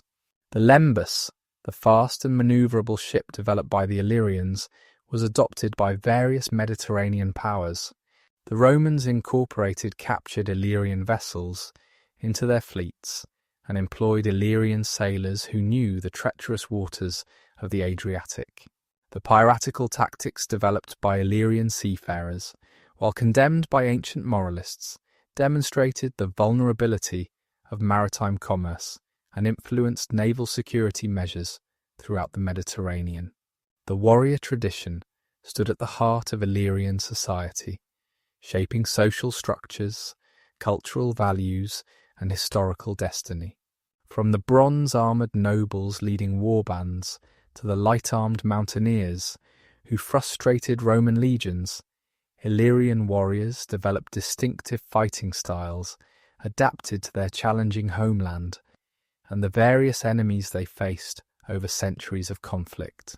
The Illyrian warrior ideal emphasized personal courage, skill at arms, and loyalty to kinship groups and war leaders. This ideal was inculcated from childhood, with boys training in weapon use, hunting, and physical endurance from an early age. Archaeological evidence of child-sized weapons and armour suggests that military training began early among elite families. The transition to warrior status was marked by initiation rituals that probably included tests of courage and endurance, though the specific nature of these ceremonies remains unknown. The equipment of Illyrian warriors varied considerably based on social status, regional traditions, and historical period. Elite warriors of the classical period wore bronze armour that included helmets, breastplates, and greaves. The distinctive Illyrian helmet, with its rectangular face opening and prominent crest holders, became an iconic piece of military equipment that was adopted throughout the Balkans and even influenced Greek and Italian helmet designs. These helmets were not merely functional but were status symbols, often decorated with engraved patterns or applied ornaments. Body armour among elite Illyrian warriors included both bronze corselets and composite armour made from linen or leather reinforced with bronze scales or plates. The finest examples show sophisticated metalworking techniques with anatomical details that emphasized the warrior's physical prowess. Some breastplates featured elaborate decoration, including mythological scenes that may have had protective symbolism. The weight and expense of such armour limited it to the nobility and professional warriors who could afford such equipment. The primary offensive weapons of Illyrian warriors were the spear and sword. Illyrian spears ranged from short thrusting weapons to longer pikes influenced by Macedonian designs. Spearheads were typically leaf-shaped, made from iron in later periods, and sometimes decorated with incised patterns. The spear was not merely a weapon, but had symbolic importance, with oaths sworn on spear points and spears planted to mark territorial claims or challenge enemies. Illyrian swords evolved significantly over time, reflecting both local traditions and foreign influences. Early examples were typically short, double-edged weapons suitable for close combat. The curved seeker, which became characteristic of Illyrian and Thracian warriors, was particularly effective in the confined fighting of mountain warfare. Later periods saw the adoption of longer Celtic-style swords and eventually the Roman gladius. The quality of Illyrian sword-making is evidenced by blades that have survived over 2 millennia, some still showing the pattern welding techniques that created strong, flexible weapons. Shields were essential defensive equipment for Illyrian warriors. The most common type was a round shield, typically made from wood covered with leather or bronze. Elite warriors carried shields with bronze facings decorated with geometric patterns or symbolic designs. The discovery of shield blazons suggests that different designs may have indicated tribal affiliation or military units. Larger oval shields, influenced by Celtic designs, appeared in later periods and provided better protection for infantry fighting in close formation. Missile weapons played an important role in Illyrian warfare, particularly among warriors who could not afford expensive armour and swords. Javelins were the most common missile weapon, with warriors typically carrying several light-throwing spears into battle. The Illyrian javelin technique, involving a running throw that maximised range and impact, was noted by ancient observers. Slings were also common, particularly among shepherds who developed accuracy through protecting flocks from predators. Bows were less common, but were used by some tribes, particularly for hunting and skirmishing. The organisation of Illyrian military forces evolved from tribal war bands to more structured armies under royal authority. The basic unit was the warrior band, typically composed of related men from the same clan or village. These bands were led by nobles or experienced warriors, chosen for their courage and tactical skill. The size of war bands varied, but they typically numbered between 50 and 200 warriors, small enough to maintain cohesion, but large enough to be militarily effective. In battle, Illyrian warriors initially fought as individuals or small groups, emphasizing personal combat and heroic deeds. This style of warfare, while allowing warriors to display individual prowess, was often ineffective against the disciplined formations of Greek hoplites or Roman legionaries. Over time, particularly under royal leadership, Illyrian forces adopted more organized tactical formations. By the Hellenistic period, some Illyrian armies could deploy in phalanx formation, though they generally preferred more flexible tactical arrangements. The Illyrian light infantry became renowned throughout the ancient world for their effectiveness in difficult terrain.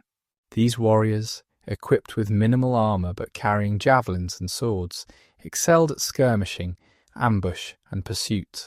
Their knowledge of mountain paths and ability to move quickly through forests made them valuable as scouts and raiders.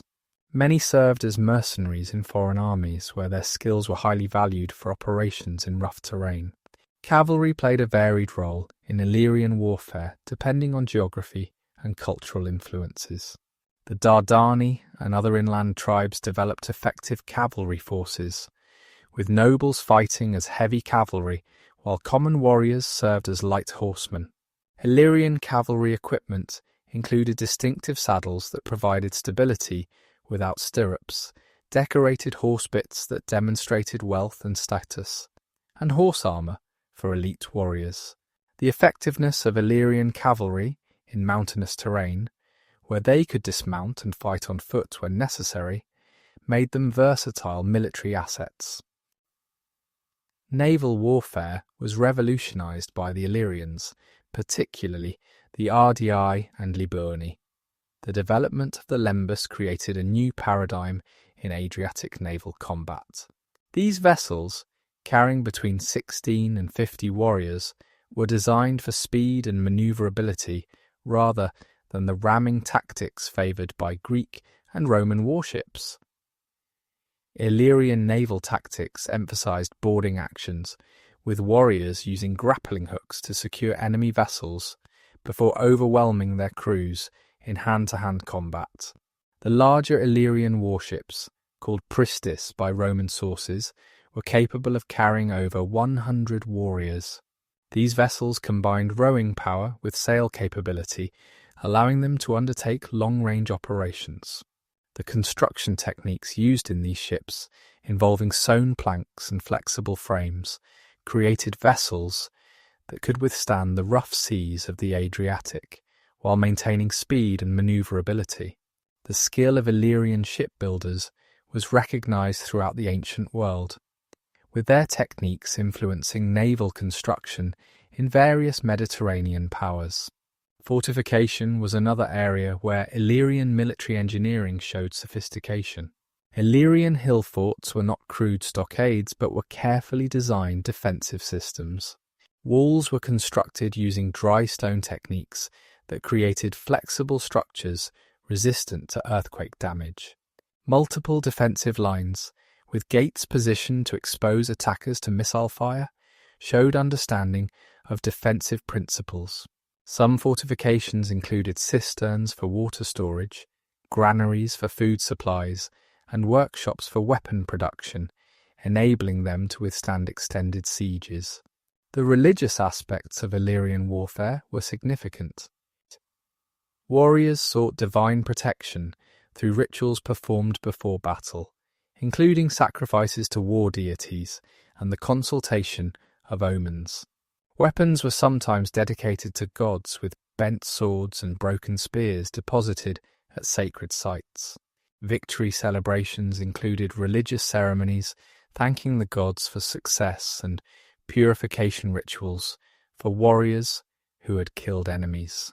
The heads of defeated enemies may have been taken as trophies with religious significance, though evidence for this practice is limited. Training for warfare began in childhood and continued throughout a warrior's active life. Young men practiced weapon techniques through mock combat, hunting dangerous animals, and participating in raids against neighbouring communities. Athletic competitions at religious festivals provided opportunities to display martial skills and identify promising warriors. The emphasis on physical fitness is evidenced by artistic depictions of muscular warriors and the demanding physical requirements of Illyrian warfare. The role of women in Illyrian military culture, while primarily supportive, occasionally extended to active participation in warfare. Queens like Teuta and Etuta commanded armies and navies, though they probably did not personally fight. Archaeological evidence of weapons in some female burials suggests that some women may have been warriors, particularly in defense of their communities. Women certainly played crucial roles in maintaining households and economies while men were away fighting, and in treating wounded warriors with medical knowledge passed down through generations. Military service created social bonds that transcended kinship ties. Warriors who fought together developed intense loyalties, formalized through oath-taking ceremonies and shared religious rituals. These warrior brotherhoods provided mutual support in battle and civilian life, creating social networks that could challenge traditional clan structures. Veterans of successful campaigns gained prestige that could translate into political influence, contributing to social mobility within Illyrian societies. The mercenary tradition among Illyrian warriors deserves special attention. From at least the 5th century BC, Illyrian warriors served as mercenaries throughout the Mediterranean world. They fought for Greek tyrants, Macedonian kings, Carthaginian generals, and eventually Roman commanders. This mercenary service provided income for impoverished warriors, military experience that benefited their home communities, and exposure to different military traditions that influenced Illyrian warfare. The payment for mercenary service varied but could be substantial. Beyond immediate compensation in silver, mercenaries might receive grants of land, citizenship rights in foreign cities, or positions in royal guards. Some Illyrian mercenaries established themselves permanently in foreign lands, creating Illyrian communities in places as distant as Egypt and Sicily. Others returned home with wealth and knowledge that enhanced their status and contributed to military innovation. The reputation of Illyrian warriors in the ancient world was complex and sometimes contradictory. Greeks and Romans often portrayed them as savage barbarians, emphasizing their practice of taking heads, their supposed drunkenness, and their lack of discipline. Yet these same sources acknowledged Illyrian courage, skill in certain types of warfare, and the value of Illyrian military service. The employment of Illyrian bodyguards by various rulers suggests that their loyalty and fighting ability were highly regarded. The transformation of Illyrian military culture under Roman rule represents a fascinating adaptation. Rather than eliminating Illyrian warrior traditions, Rome channeled them into service of the empire. Illyrian provinces became major recruiting grounds for auxiliary forces and eventually legions. The traditional warrior values of courage, loyalty, and military skill were redirected toward Roman service, creating some of the empire's most effective soldiers. The economic life of ancient Illyria was far more sophisticated and diverse than the stereotypical image of barbarous pirates and mountain shepherds might suggest. From the mineral wealth of mountain ranges to the maritime commerce of coastal cities, from agricultural surpluses of fertile valleys to the products of skilled craftsmen, the Illyrian economy supported complex societies capable of sustaining substantial populations, maintaining military forces, and participating in Mediterranean-wide exchange networks. The geographical diversity of Illyrian territories created varied economic opportunities and challenges. The extensive coastline, with numerous natural harbours, facilitated maritime trade and fishing. Mountain ranges contained valuable mineral deposits but limited agricultural potential. River valleys provided fertile soil for farming but were vulnerable to flooding and invasion. This geographic variety encouraged economic specialization and exchange between regions, creating interdependencies that influenced political and social relationships. Agriculture formed the foundation of most Illyrian economies, though its character varied significantly by region. In the fertile valleys of the Neretva, Drin, and other rivers, farmers cultivated wheat, barley, and millet, using wooden ploughs pulled by oxen. The introduction of iron ploughshares in the Iron Age increased agricultural productivity, allowing populations to grow and freeing labour for other activities. Crop rotation and fallowing were practiced to maintain soil fertility, with legumes planted to restore nitrogen to depleted fields. The evidence from storage facilities at archaeological sites reveals the scale of agricultural production. Large pithoi, ceramic storage jars, have been found in substantial numbers at settlement sites, indicating systematic grain storage. Underground silos carved into bedrock provided cool, dry conditions for long-term storage. The capacity of these storage facilities suggests that many communities produced agricultural surpluses that could support non-farming specialists and provide reserves for poor harvest years or military campaigns. Viticulture became increasingly important in Illyrian economies, particularly in regions with Greek influence. The Daosi were famous for their wine production, which was exported throughout the region and beyond. Archaeological evidence of wine production includes stone pressing platforms, fermentation vessels, and large numbers of amphorae for storage and transport. The quality of Illyrian wine was recognized in the ancient world, with specific varieties mentioned in Greek and Roman sources. Olive cultivation was practiced in coastal regions with suitable climate, though less extensively than in Greece or Italy. Olive oil served multiple purposes as food, lamp fuel, and cosmetic base. Stone olive presses have been found at several Illyrian sites, indicating local oil production. The limited suitable land for olive cultivation meant that oil was often imported, creating trade opportunities for merchants who could supply this essential commodity. Animal husbandry was equally important to Illyrian economies, particularly in mountainous regions unsuitable for intensive agriculture.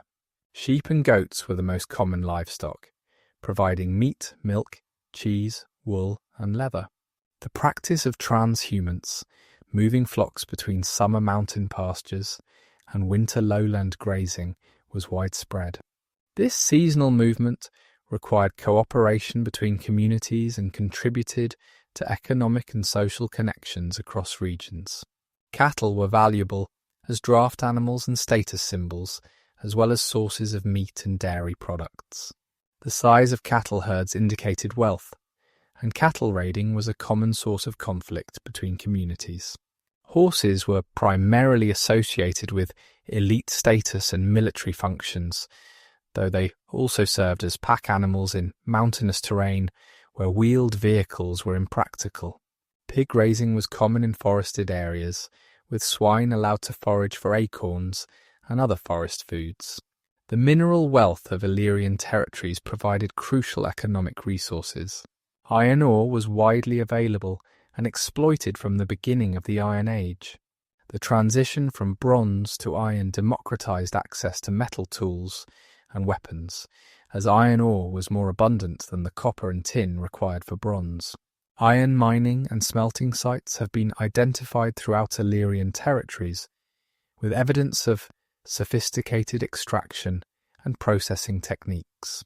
Silver mining was particularly important in certain regions, especially around Damascene in Dardanian territory. The silver mines of this region were famous in antiquity, providing wealth that supported royal power and facilitated trade.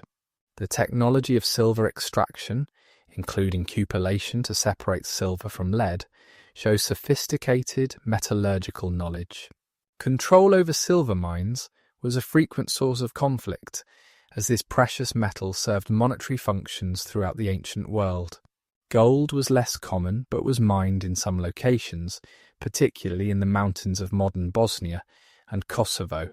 Alluvial gold panning in rivers supplemented hard rock mining. The working of gold into jewellery and decorative items shows remarkable skill, with techniques including granulation, filigree, and repoussé work. Gold items served not only as displays of wealth, but also as stores of value that could be melted down and recast as needed. Copper and lead were also mined, with copper essential for bronze production and lead used for various purposes, including pipes, weights, and sling bullets. The mining and processing of these base metals required substantial organisation, from the coordination of mining teams to the transportation of ore and finished products. Mining settlements developed near major deposits, creating specialised communities dependent on food and other supplies from agricultural regions. The craft production in Illyrian societies ranged from household manufacturing to specialised workshops, producing goods for elite consumption and export. Pottery production shows this range, with simple cooking vessels made in households, while fine painted wares were produced by specialist potters. The introduction of the potter's wheel, probably from Greek sources, allowed for more standardized production, though traditional hand-building techniques continued for certain vessel types. Metalworking was the most prestigious craft, with blacksmiths and bronze workers enjoying high status. The production of weapons required not only technical skill, but also knowledge of ritual requirements, as weapons were believed to require spiritual as well as physical qualities. The decoration of metal items, from simple geometric patterns to elaborate mythological scenes, shows artistic sophistication. Workshops producing metal goods have been identified at various sites, with evidence of specialized tools and substantial production. Textile production was primarily a domestic activity, though professional weavers probably existed in larger settlements. Wool from sheep and goats was the primary fibre, though linen from flax was also used. The discovery of loom weights at most settlement sites indicates widespread textile production. Decorated textiles, known from artistic representations, and occasional preserved fragments suggest that elaborate garments served as status indicators. The purple dye extracted from murex shells was particularly valuable, with purple garments restricted to elite wear. Leatherworking was another important craft, with the abundant livestock providing raw materials. Leather was used for clothing, footwear, armour, shields, and various containers. Tanning facilities have been identified at some sites, typically located near water sources, but away from residential areas due to the unpleasant smells associated with the tanning process. Decorated leather goods, including embossed belts and painted shield covers, show artistic elaboration of functional items. Trade networks connected Illyrian communities with each other and with the broader Mediterranean world. Local trade moved agricultural products from rural areas to towns, craft products from production centres to consumers, and raw materials from extraction sites to processing centres. This local trade probably operated through barter and reciprocal exchange relationships as much as through market mechanisms. Regional trade connected different Illyrian territories, moving products like Dorsian wine, Dardanian silver, and coastal salt to inland communities.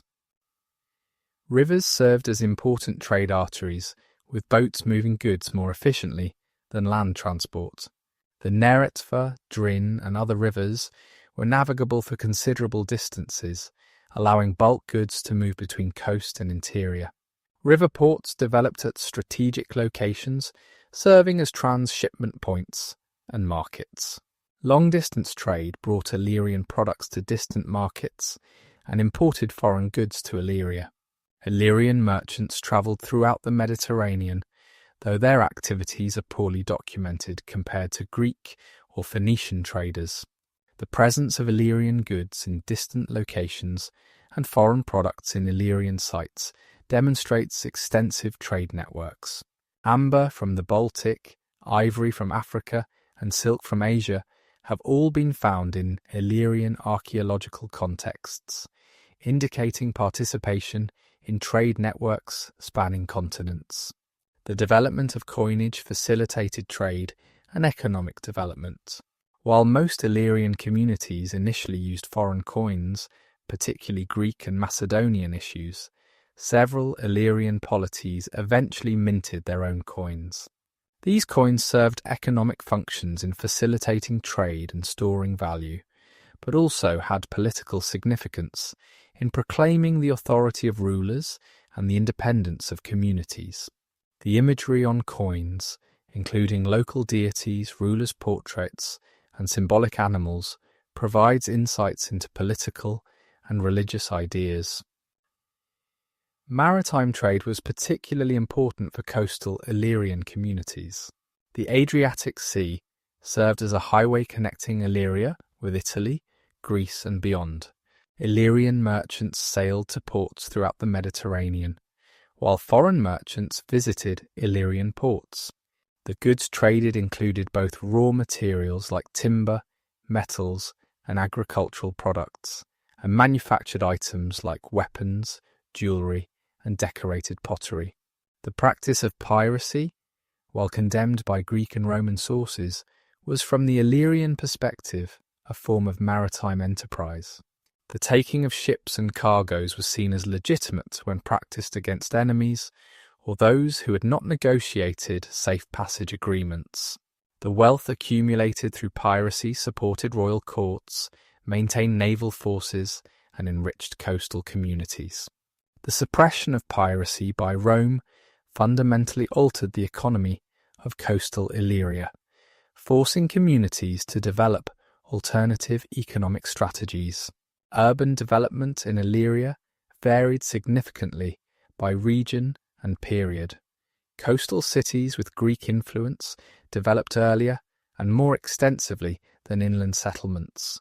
Cities like Epidamnos, Dyrrhachium, Apollonia, and Lissos combined Greek urban planning with local traditions. These cities featured public buildings, including temples, theatres, and marketplaces, surrounded by residential quarters and defended by substantial walls. Inland urban development was generally later and less extensive, though significant towns did develop at strategic locations.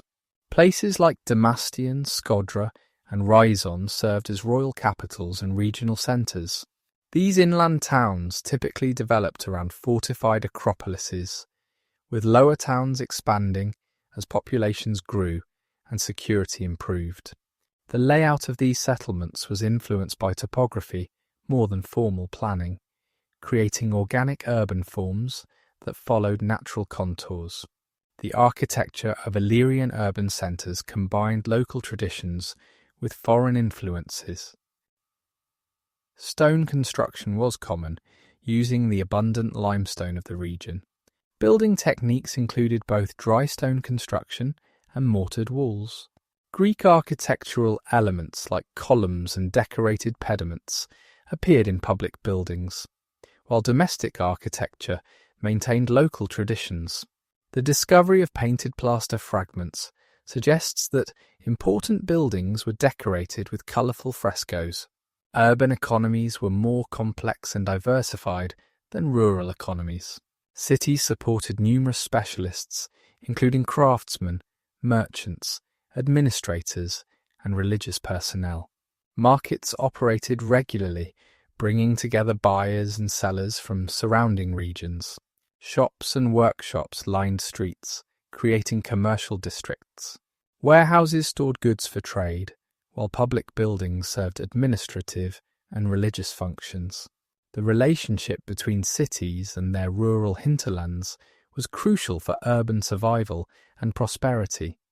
Cities depended on rural areas for food and raw materials, while rural communities relied on cities for manufactured goods and markets for their products. This interdependence was managed through various mechanisms, including taxation, market regulations, and patron-client relationships between urban elites and rural communities. The linguistic landscape of ancient Illyria remains one of the most tantalizing mysteries of European prehistory.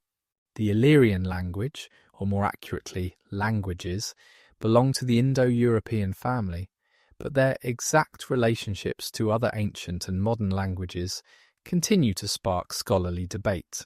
The absence of substantial Illyrian texts means that our knowledge comes primarily from personal names, place names, and occasional glosses in Greek and Latin sources, creating a fragmentary picture that resists definitive interpretation.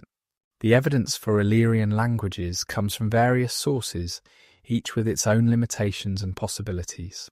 Personal names preserved in Greek and Latin inscriptions provide the largest corpus of linguistic data.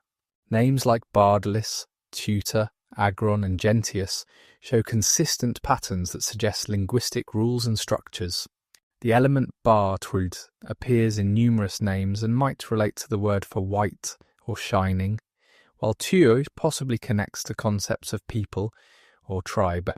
These name elements, when compared across the corpus, reveal patterns of word formation and possibly cultural values embedded in naming practices.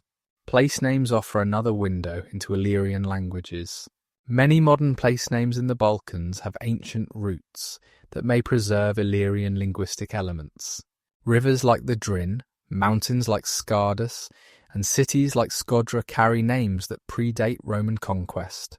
The analysis of these toponyms suggests that Illyrian languages had specific terms for geographical features, with recurring elements that might indicate words for water, mountain, or settlement.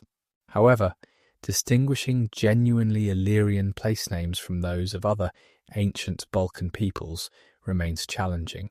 The Messapian language of southeastern Italy provides the most substantial corpus of text in what is generally considered an Illyrian language.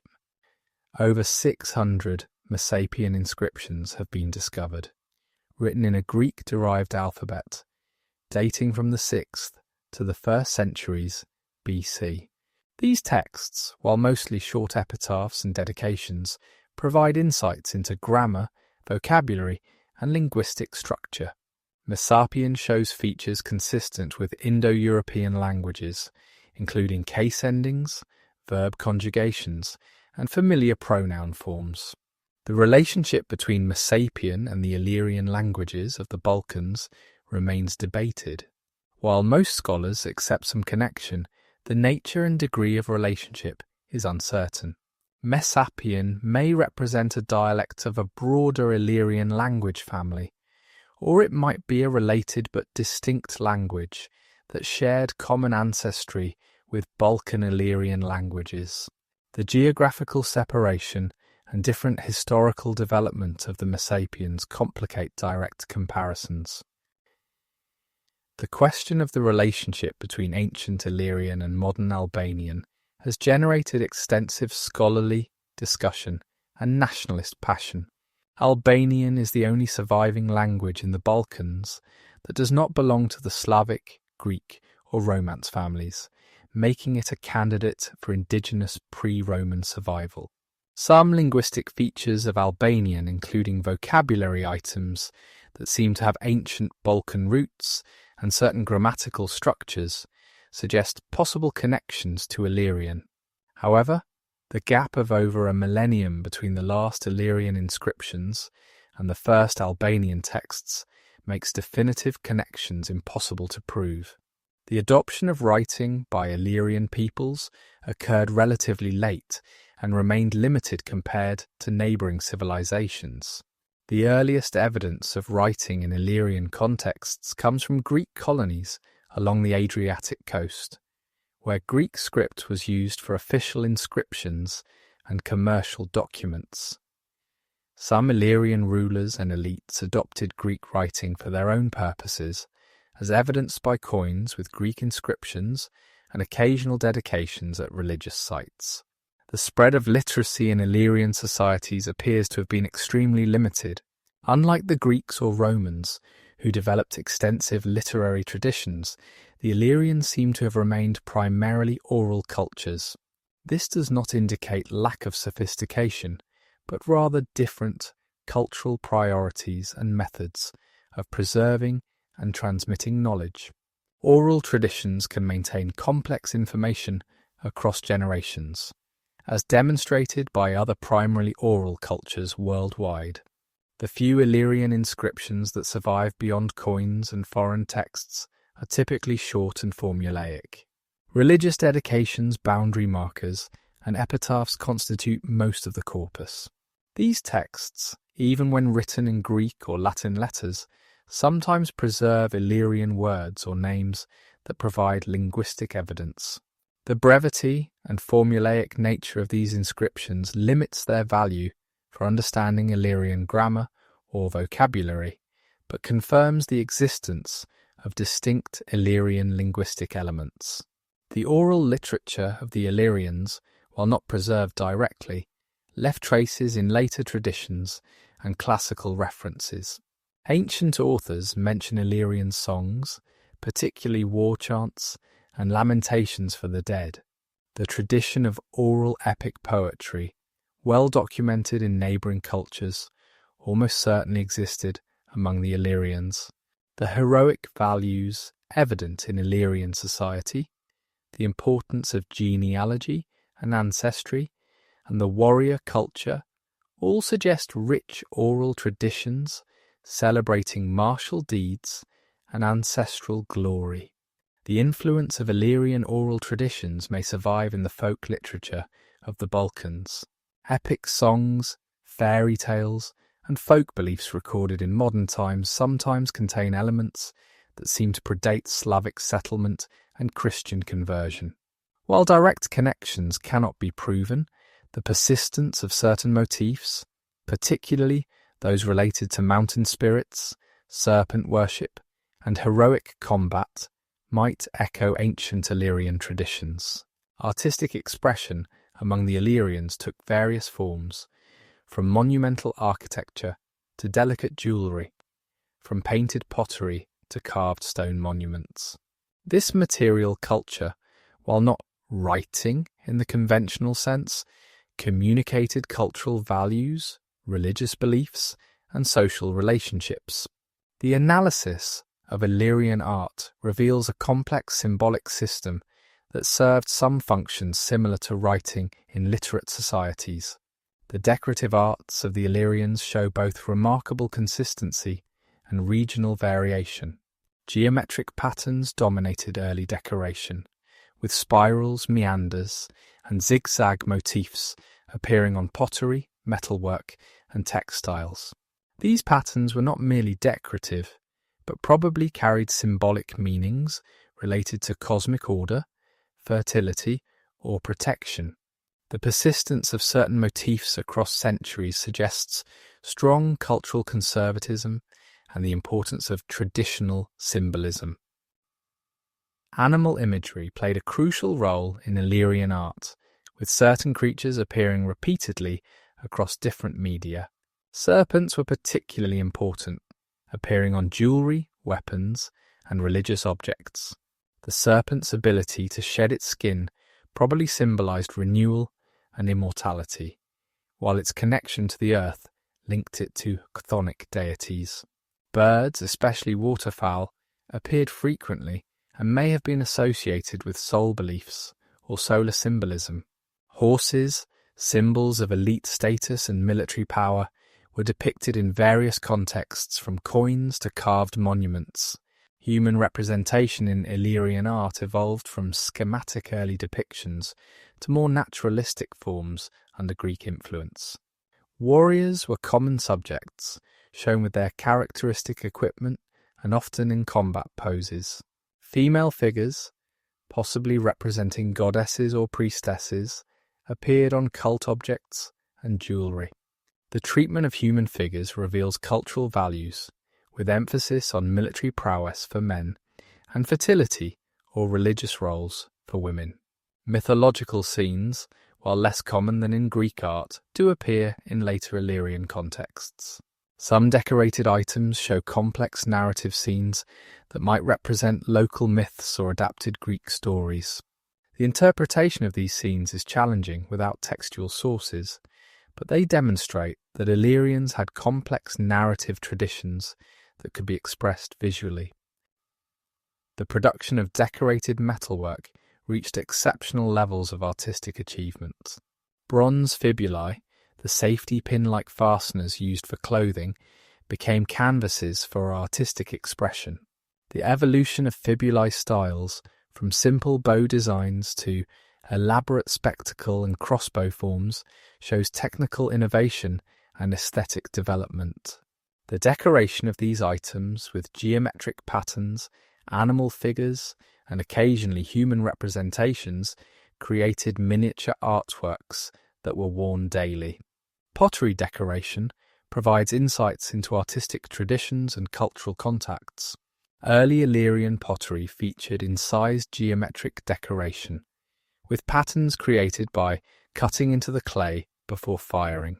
Painted pottery became more common under Greek influence, with some Illyrian workshops producing distinctive styles that combined Greek techniques with local motifs.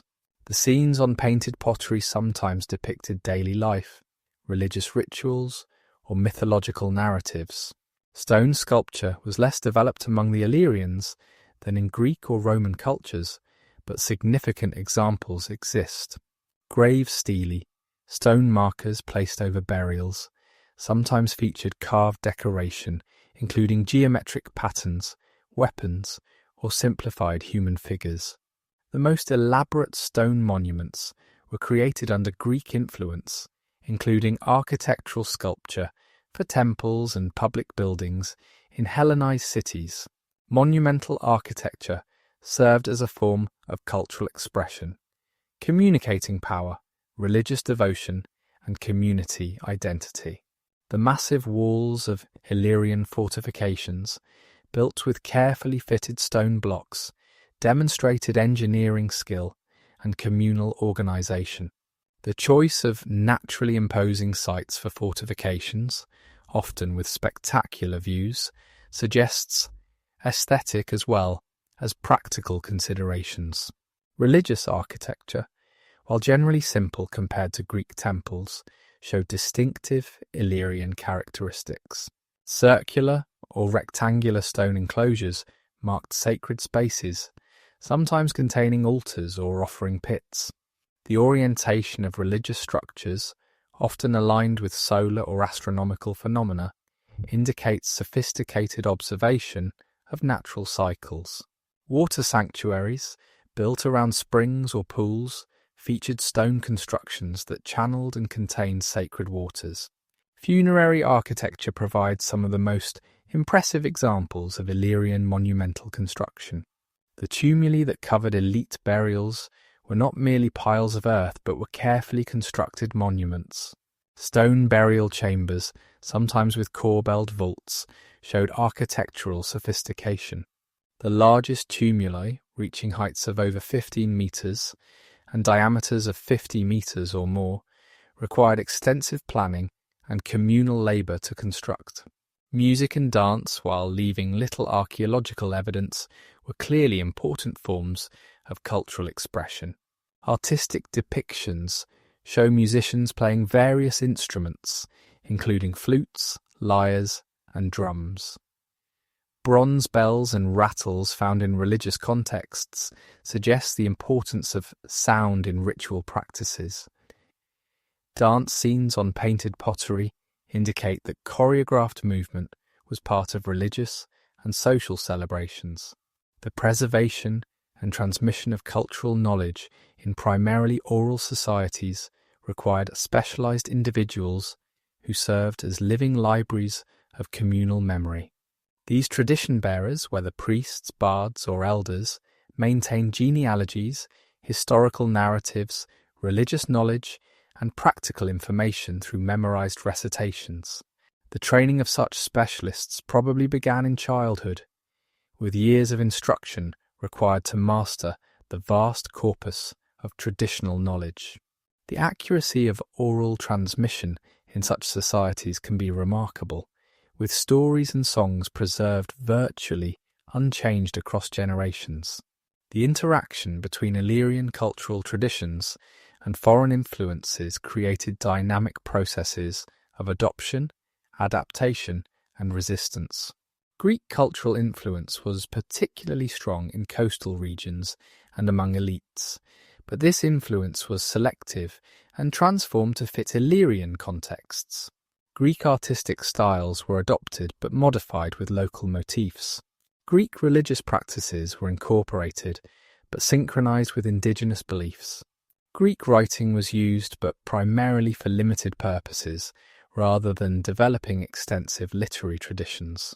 The symbolic systems employed by the Illyrians, while not constituting writing in the strict sense, served communicative functions within their societies. Tattoos mentioned by several ancient authors may have indicated tribal affiliation, social status, or religious dedication. Clothing styles, jewelry choices, and weapon types all communicated information about the wearer's identity, status, and affiliations. These non-verbal communication systems were probably as complex and nuanced as written texts in their ability to convey social information. The role of women in preserving and transmitting cultural traditions appears to have been significant. Women were likely the primary maintainers of domestic rituals, medicinal knowledge, and textile traditions. The elaborate female burial goods suggest that women of high status may have served religious functions, possibly as priestesses or ritual specialists. Lamentations for the dead, a female specialty in many ancient cultures, probably included historical and genealogical information that preserved family and tribal memories. The process by which the independent Illyrian tribes and kingdoms became integrated parts of the Roman Empire was neither swift nor uniform.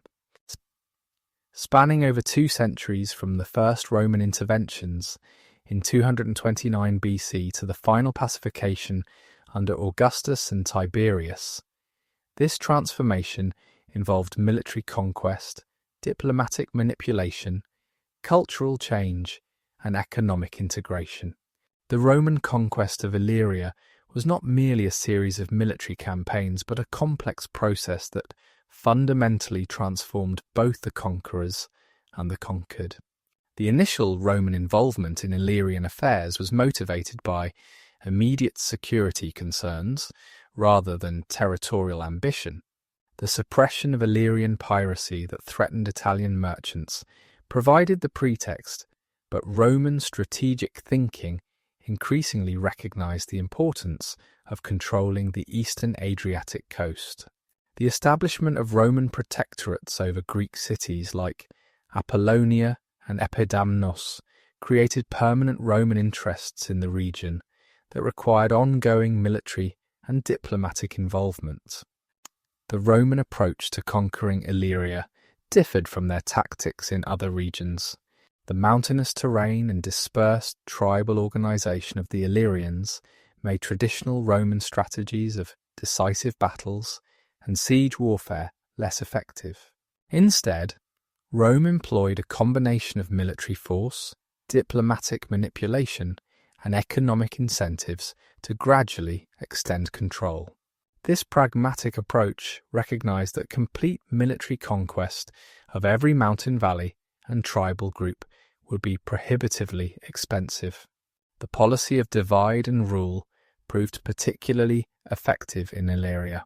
Rome exploited existing rivalries between tribes, supporting some groups against others and preventing the formation of unified resistance.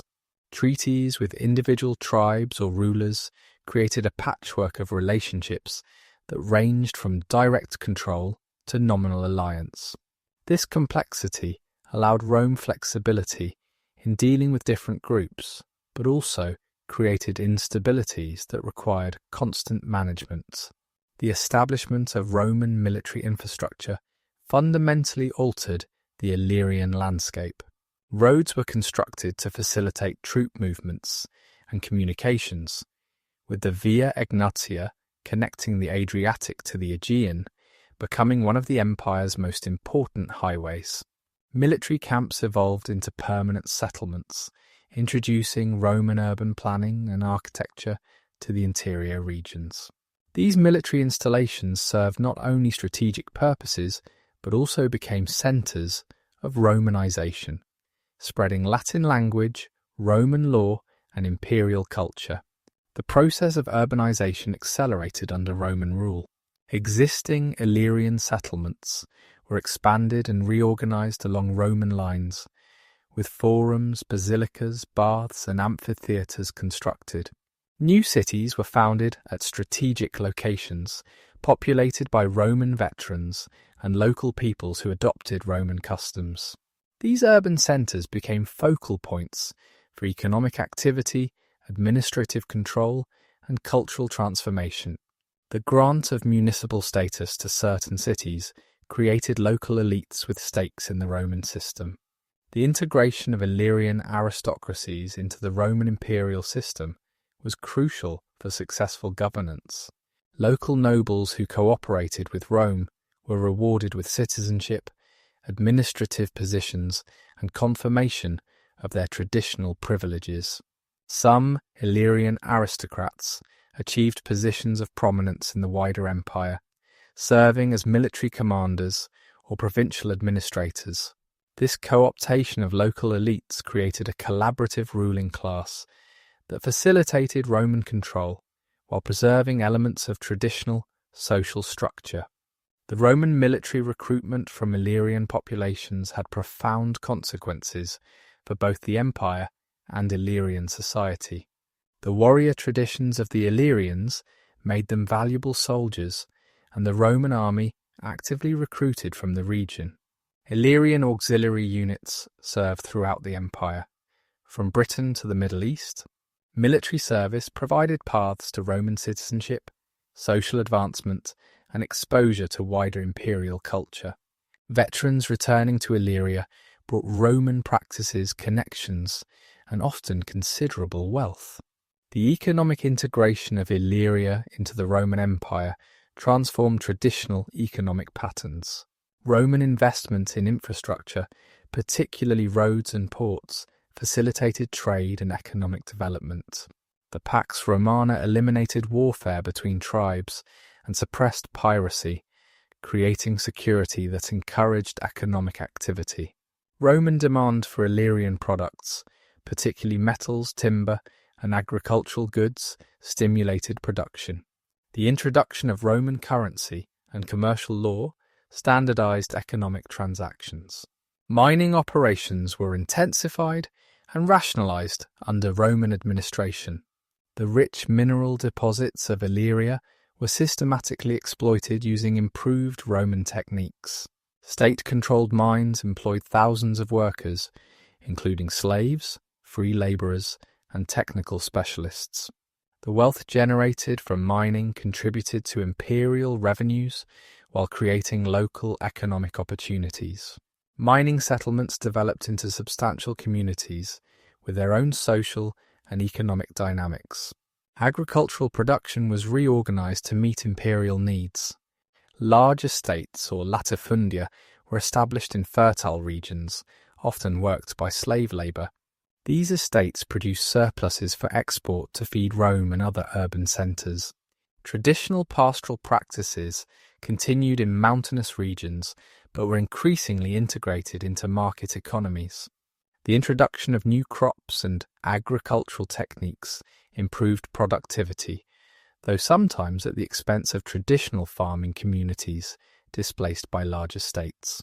The cultural impact of Romanization varied significantly across Illyrian territories.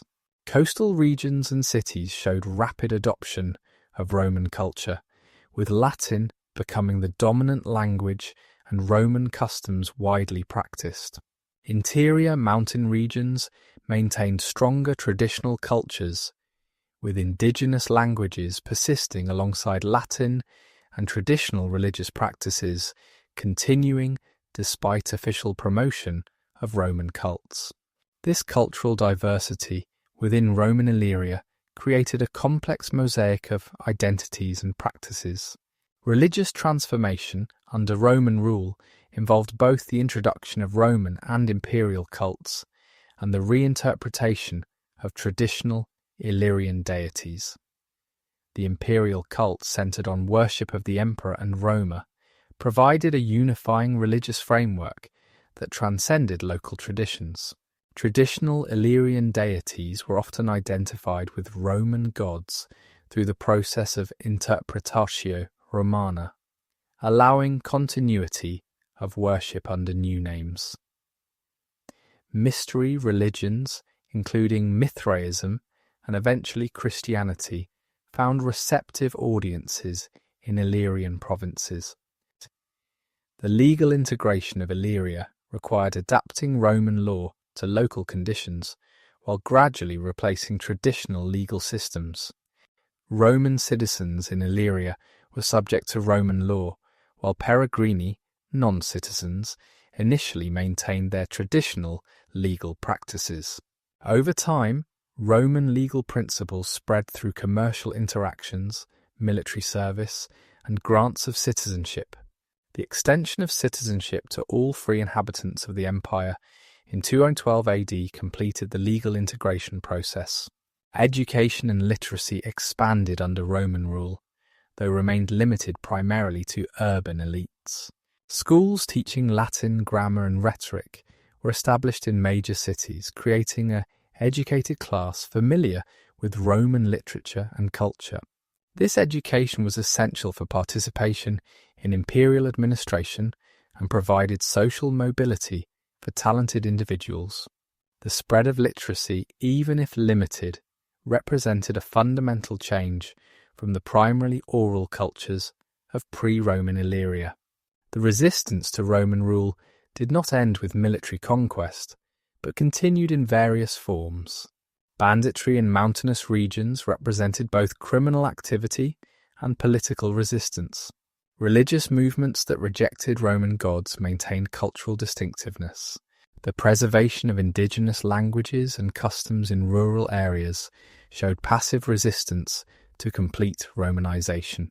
Occasional revolts, though ultimately unsuccessful, demonstrated that acceptance of Roman rule was not universal. The role of Illyrian provinces in the broader Roman Empire evolved over time. Initially peripheral territories requiring military occupation, they became increasingly important for military recruitment and resource extraction. The strategic location of Illyria, controlling routes between east and west, gained importance as the empire's centre of gravity shifted eastward. Illyrian provinces served as crucial buffers against barbarian invasions and staging grounds for imperial campaigns. The 3rd century crisis of the Roman Empire had significant impacts on Illyrian provinces. Military pressures from barbarian invasions, economic disruption, and political instability affected the region. Yet Illyria also provided solutions to imperial problems, with Illyrian soldiers forming the backbone of armies that restored imperial unity. The rise of Illyrian military commanders to imperial power demonstrated the complete integration of Illyrians into the highest levels of Roman society. The legacy of the ancient Illyrians extends far beyond their historical existence as independent peoples, influencing the cultural, linguistic, and national identities of modern Balkan nations.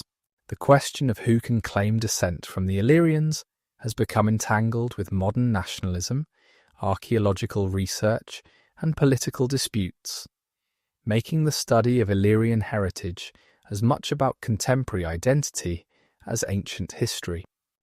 The most prominent claim to Illyrian heritage comes from Albanians, who argue for direct linguistic and cultural descent from ancient Illyrian peoples.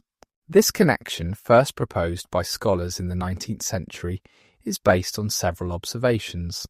The Albanian language, which belongs to a unique branch of the Indo-European family, shows features that some linguists argue could derive from ancient Illyrian. The geographical continuity, with Albanians inhabiting territories that were core Illyrian lands, supports arguments for population continuity. Cultural practices, including traditional law codes, social structures, and folk beliefs, show elements that might preserve ancient traditions. Yet the Albanian-Illyrian connection remains scientifically unproven and highly debated. The absence of written Illyrian texts makes linguistic comparisons speculative. The demographic upheavals of late antiquity and the early Middle Ages, including Slavic migrations, Gothic invasions, and Byzantine resettlement policies, complicate arguments for simple population continuity. The first clear references to Albanians as a distinct people date only from the 11th century AD, leaving a gap of several centuries between the last mentions of Illyrians and the first mentions of Albanians. Other modern populations in the Balkans also claim connections to the Illyrians. Some Croatians emphasize the Illyrian heritage of the Dalmatian coast, pointing to pre-Slavic place names and archaeological continuities. The 19th century Illyrian movement in Croatia sought to unite South Slavs under the banner of shared Illyrian heritage, though this was more political romanticism than historical claim. Bosniaks and Montenegrins similarly point to Illyrian heritage in their territories, often as ways to assert indigenous status predating Slavic migration. The archaeological investigation of Illyrian sites has accelerated in recent decades, providing new evidence about ancient Illyrian culture, while sometimes becoming entangled with modern national agendas. Excavations in Albania, Kosovo, Croatia, and other countries have uncovered impressive Illyrian fortifications, rich burial sites, and urban centres that demonstrate the sophistication of Illyrian civilization. These discoveries have enhanced national pride and tourist appeal while contributing to scientific understanding of the ancient Balkans. Modern archaeological techniques have revolutionized the study of Illyrian civilization. DNA analysis of ancient remains provides insights into population genetics and migration patterns. Isotope analysis reveals diet and mobility patterns. Remote sensing technologies identify previously unknown sites. These scientific approaches offer more objective data about the Illyrians, though interpretation of this data often remains contested. The preservation and presentation of Illyrian heritage faces numerous challenges. Many important sites are threatened by development, looting, or neglect. Political boundaries dividing former Illyrian territories complicate coordinated research and preservation efforts. Limited funding for archaeology in some Balkan countries restricts excavation and conservation work. The politicization of ancient heritage sometimes prioritizes nationalist narratives over scientific accuracy. Museums throughout the Balkans display Illyrian artifacts that serve both educational and nation-building functions. The National Historical Museum in Tirana features extensive Illyrian collections that emphasize Albanian connections to ancient heritage. The Archaeological Museum in Split preserves materials from ancient Salona and other Dalmatian sites. These institutions play crucial roles in preserving and interpreting Illyrian heritage for modern audiences. The influence of Illyrian heritage on modern Balkan cultures extends beyond museums and archaeological sites. Folk traditions throughout the region preserve elements that may have ancient roots.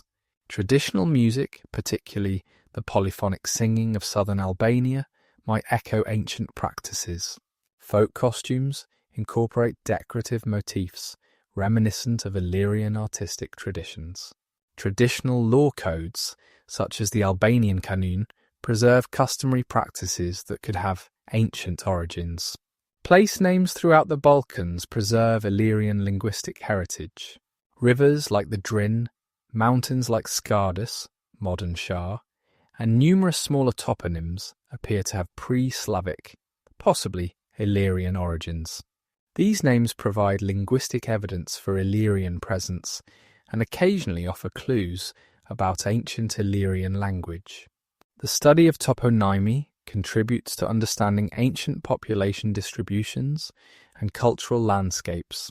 The Roman conquest and integration of Illyria created a Romanized Illyrian culture that influenced subsequent historical development.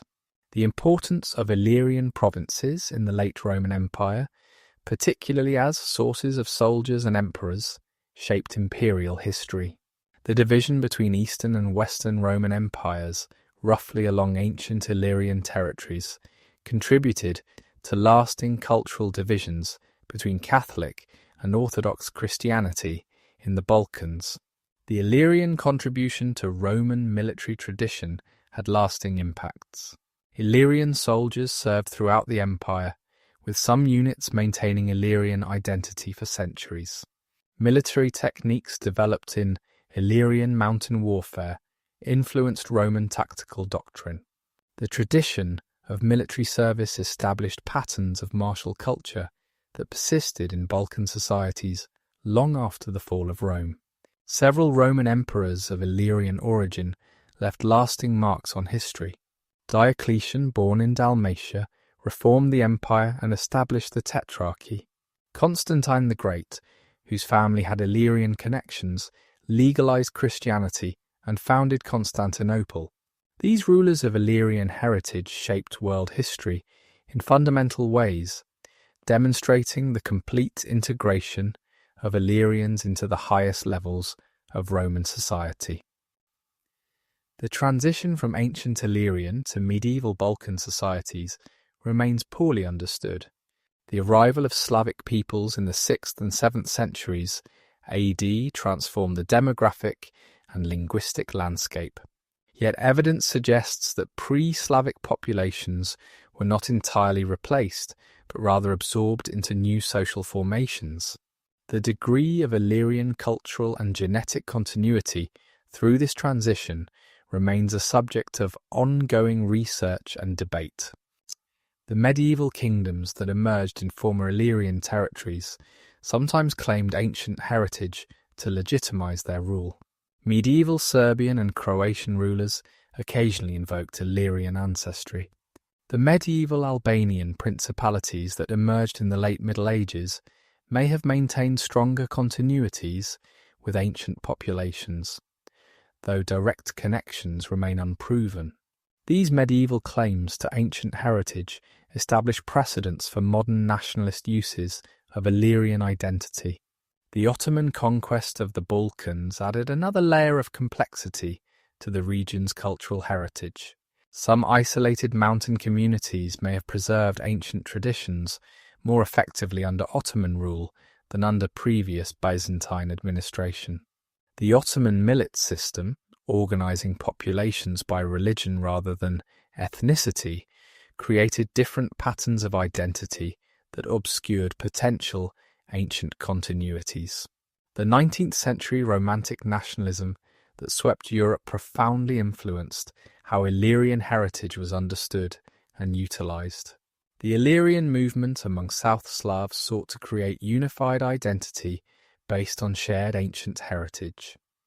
Albanian nationalism increasingly emphasized Illyrian descent as a way to assert indigenous status and territorial rights. These nationalist uses of ancient history created narratives that continue to influence modern politics. The archaeological and historical study of Illyrians in the 20th century was often influenced by political agendas. In communist Albania, Illyrian heritage was emphasized to support Albanian distinctiveness and territorial claims. Yugoslav scholarship sometimes downplayed Illyrian-Albanian connections, while emphasizing the mixed heritage of Balkan peoples. These politically motivated interpretations created competing narratives that continue to influence popular understanding. Modern genetic studies have provided new data about Balkan population history, but have not definitively resolved questions about Illyrian continuity. Y chromosome and mitochondrial DNA studies show that Balkan populations share significant genetic heritage predating Slavic migrations. However, the complex history of population movements makes it impossible to identify specifically Illyrian genetic markers. Genetic diversity within modern populations reflects millennia of migrations, conquests, and cultural exchanges. The tourism industry in several Balkan countries increasingly promotes Illyrian heritage as an attraction. Archaeological sites are developed for visitors, with reconstructions and interpretive centres explaining ancient life. Cultural festivals celebrate presumed Illyrian traditions. This commercialization of ancient heritage provides economic benefits, while raising questions about authentic versus invented traditions.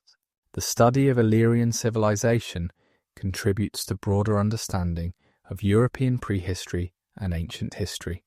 The Illyrians were not isolated barbarians, but active participants in Mediterranean cultural exchanges. Their military traditions influenced Roman warfare. Their political experiments with kingdoms and confederations provided models of governance.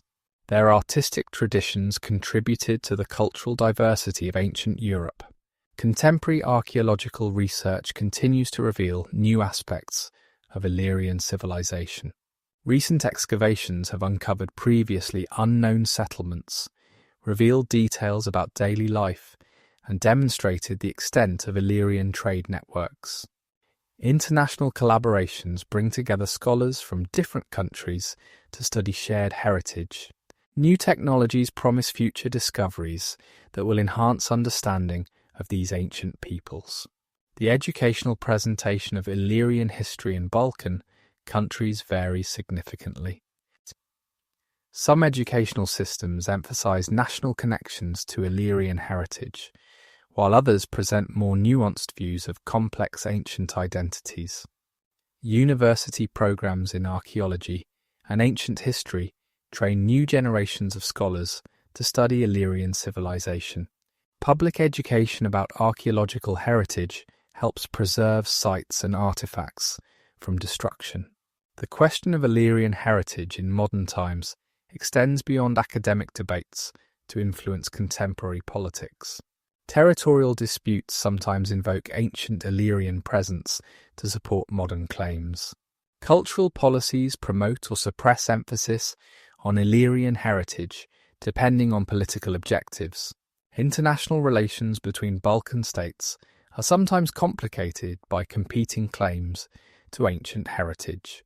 The preservation of potential Illyrian cultural elements in modern Balkan societies remains a subject of study and speculation. Traditional architectural styles in some mountain regions show continuities with ancient building techniques.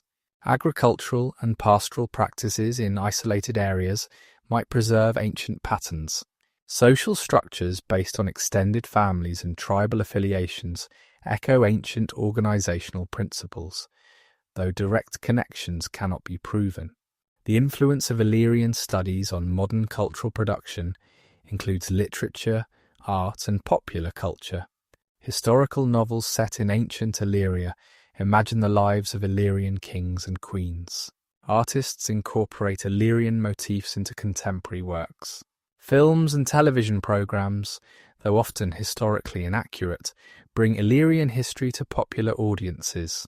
These cultural productions shape public perception of ancient heritage.